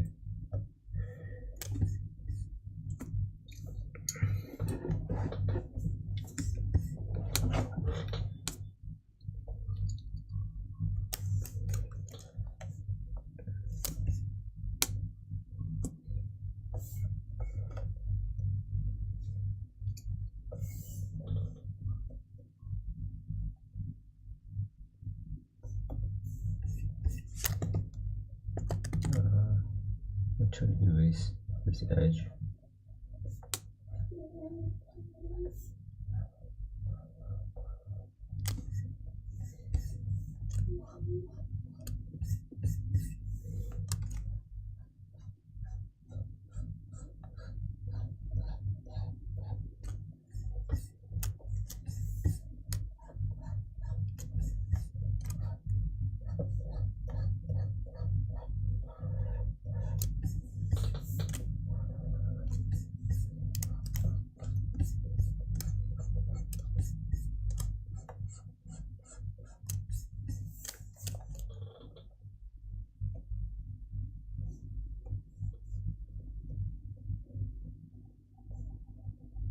I'm just gonna merge this.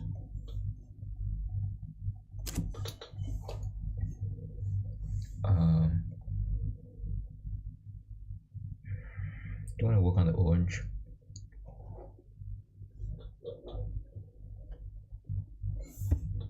Or the pudding?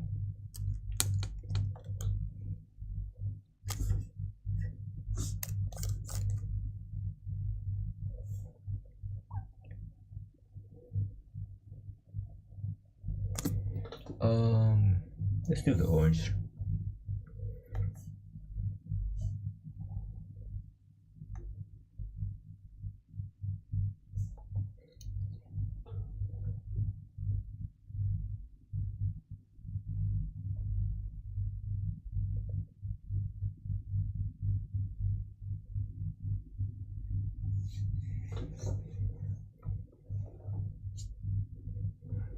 I do think one mistake I'm seeing is that my darker shadows on darker.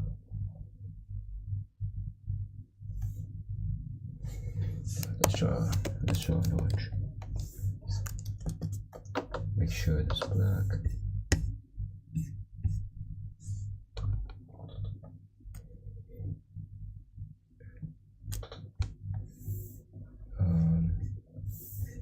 Orange.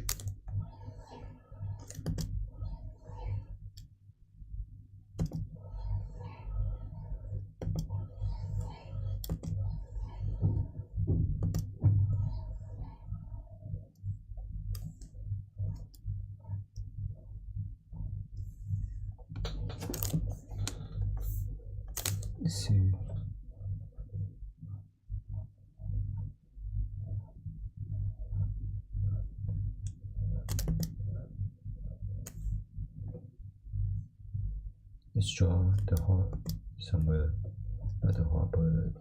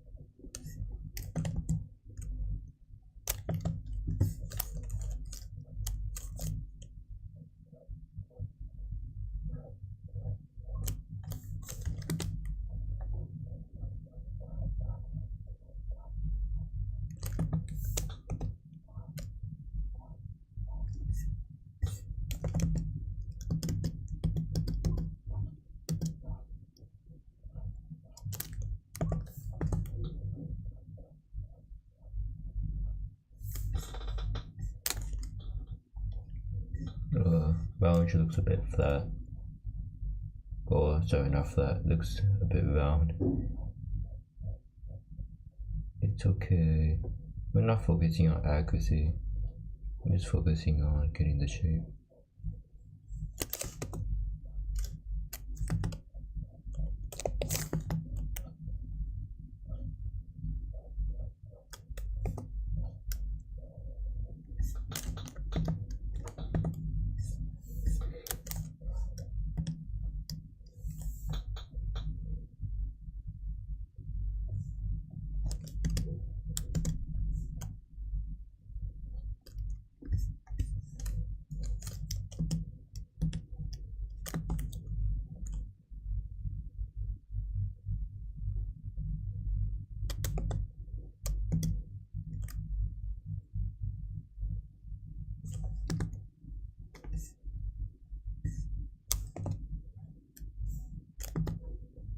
Let me just pop choose out a bit.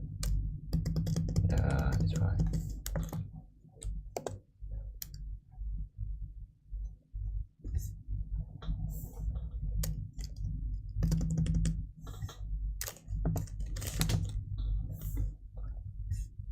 is fine. And maybe I don't want this part to protrude out.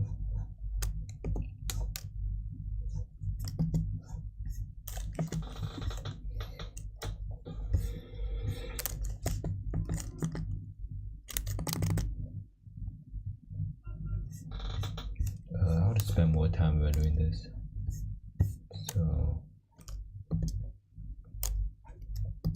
think the line art is good. Thank you.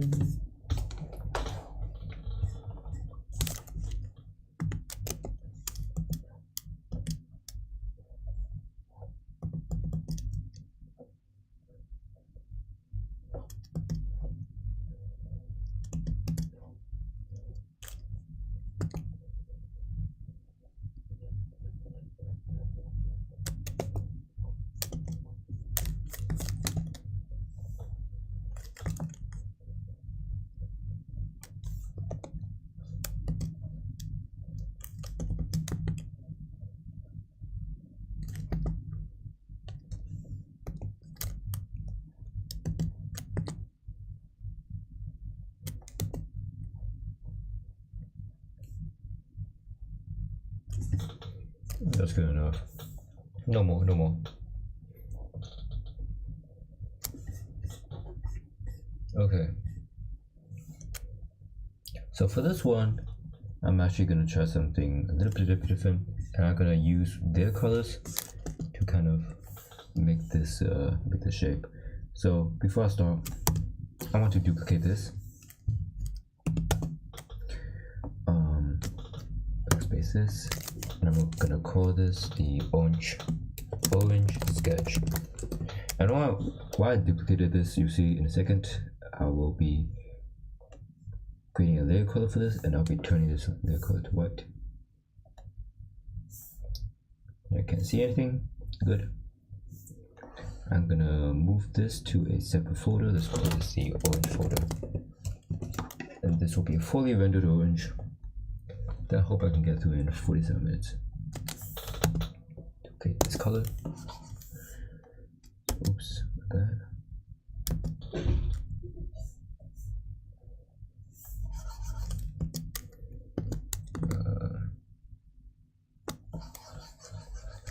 Okay, let's do this.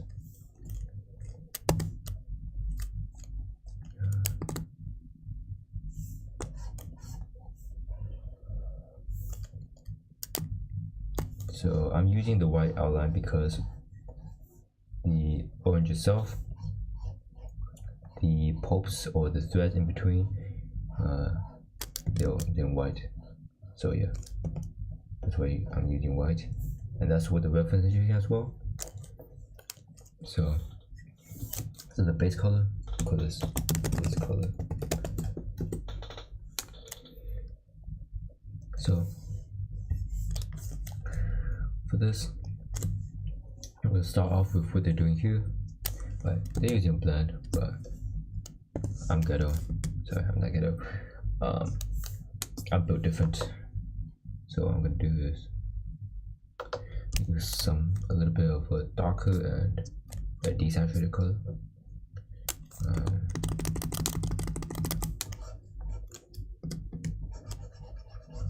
going to use this as the foundation.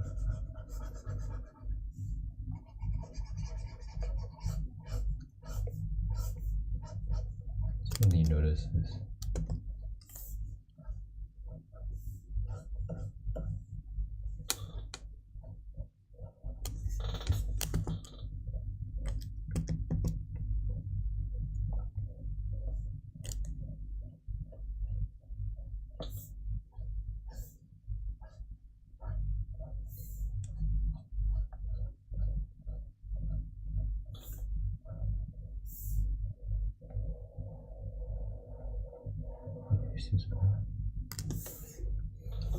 Okay. So I tried to mimic this color, which is I just dragged it down and then left. So sometimes when you do shadows, you don't want it to directly just be a devalued color. You want it to be also desaturated or more saturated depending on the lighting scenario. So here I'm going to add a color for the top, for the lighting. Right, adding somewhere like here.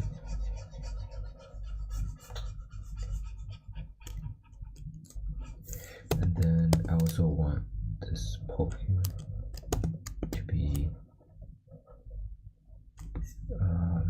dark.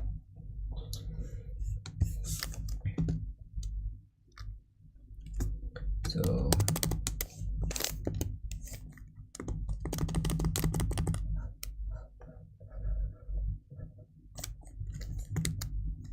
oops. And then I want this to be, and then it's kind of like light here, right? So notice what I did here.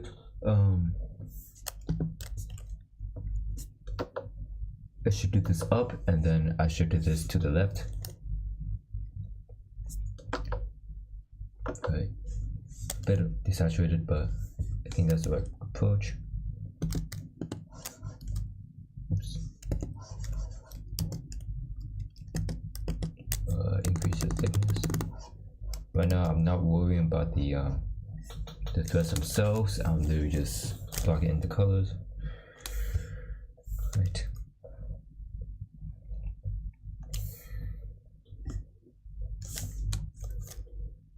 I do think this is a bit thick, so what I'm going to do is I'm going to select this layer, go to filter, go to correction, adjust line width, and I'm going to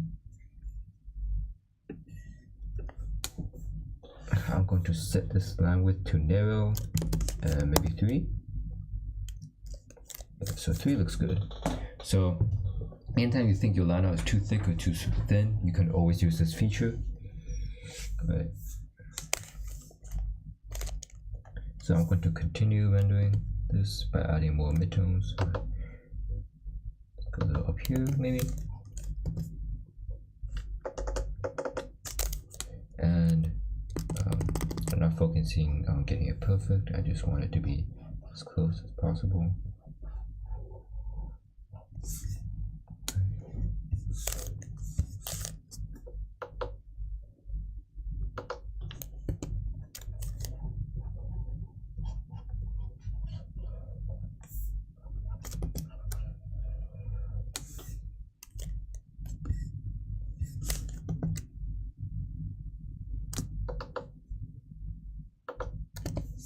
Actually, I want this to be much lighter here.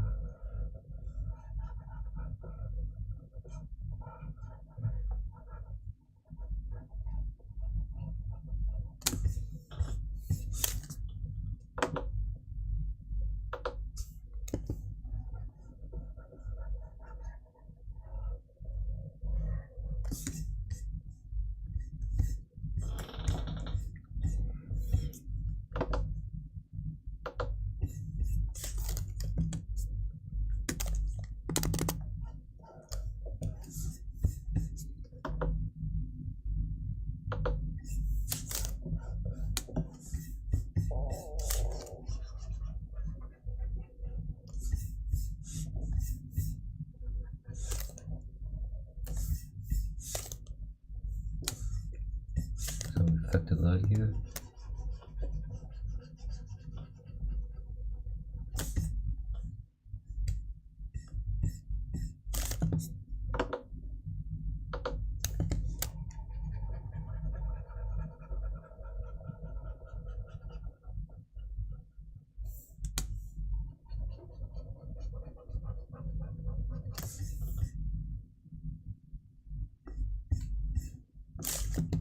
Oh, this color.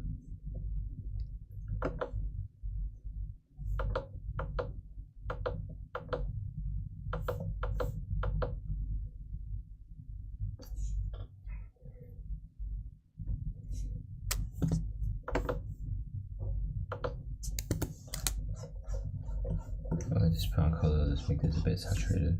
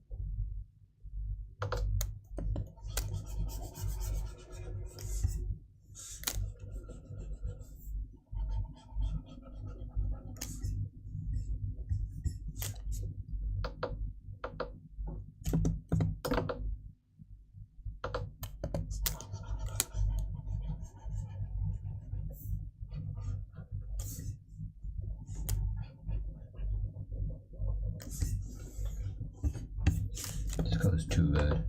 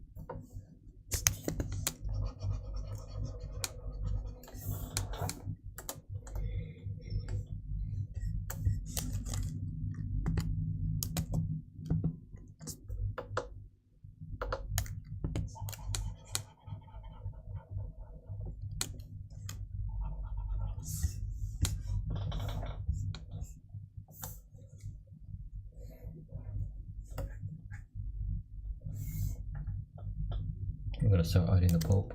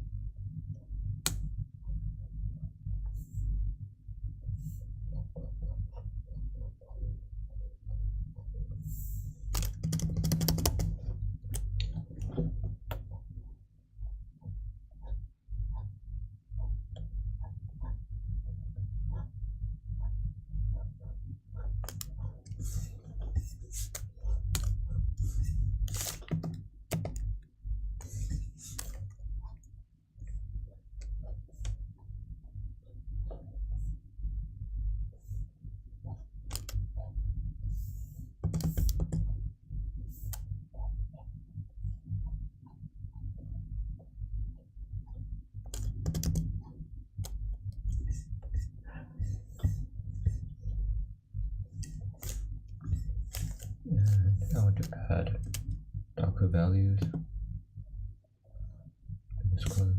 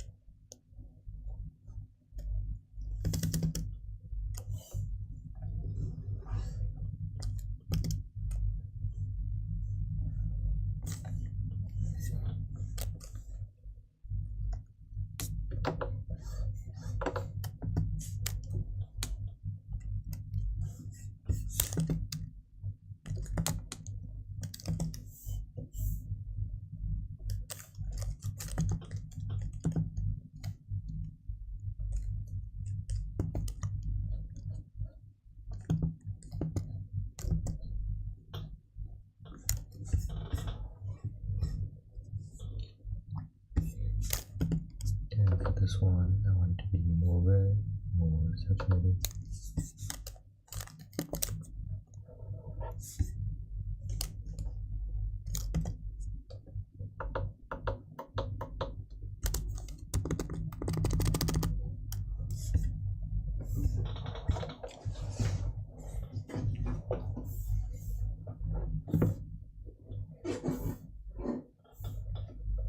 Make a higher distinction.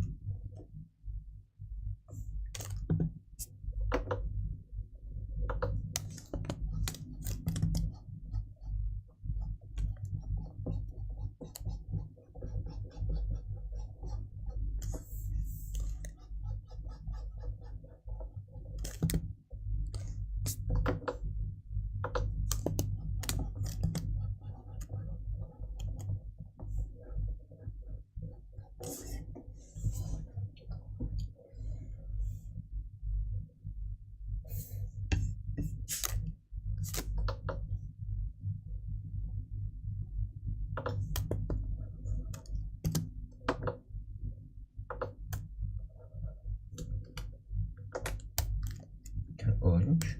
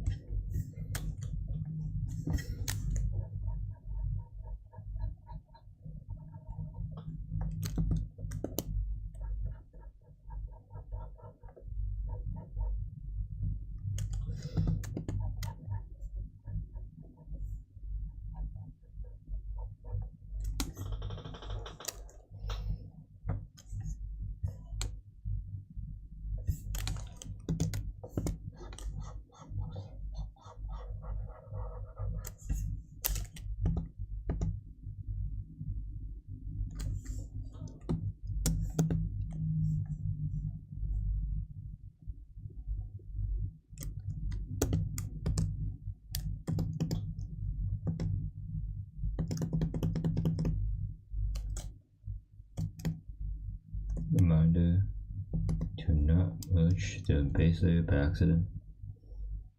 That's what I just did.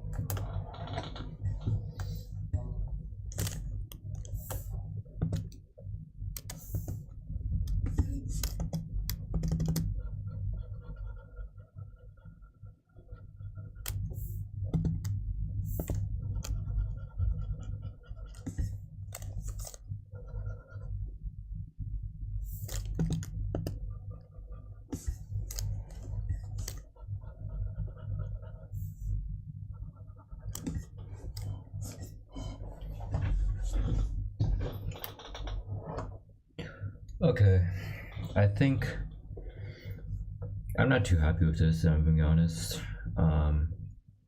I think it's mostly because the shape I gave this orange isn't like the best shape, but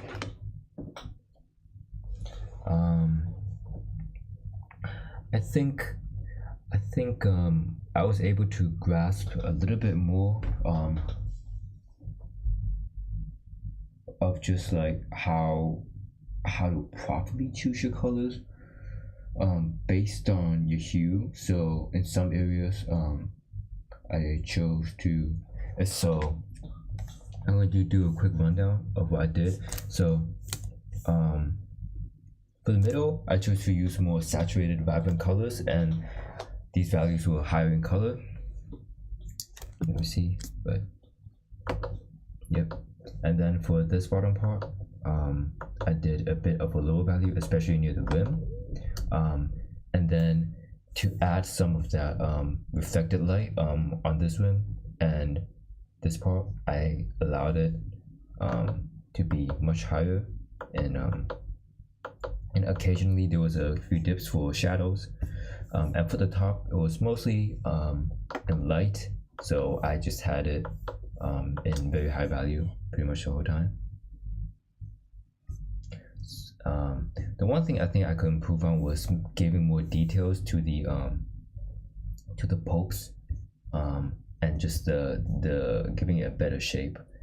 But I think overall, I think this was a pretty good study. So I'm gonna end it here for today.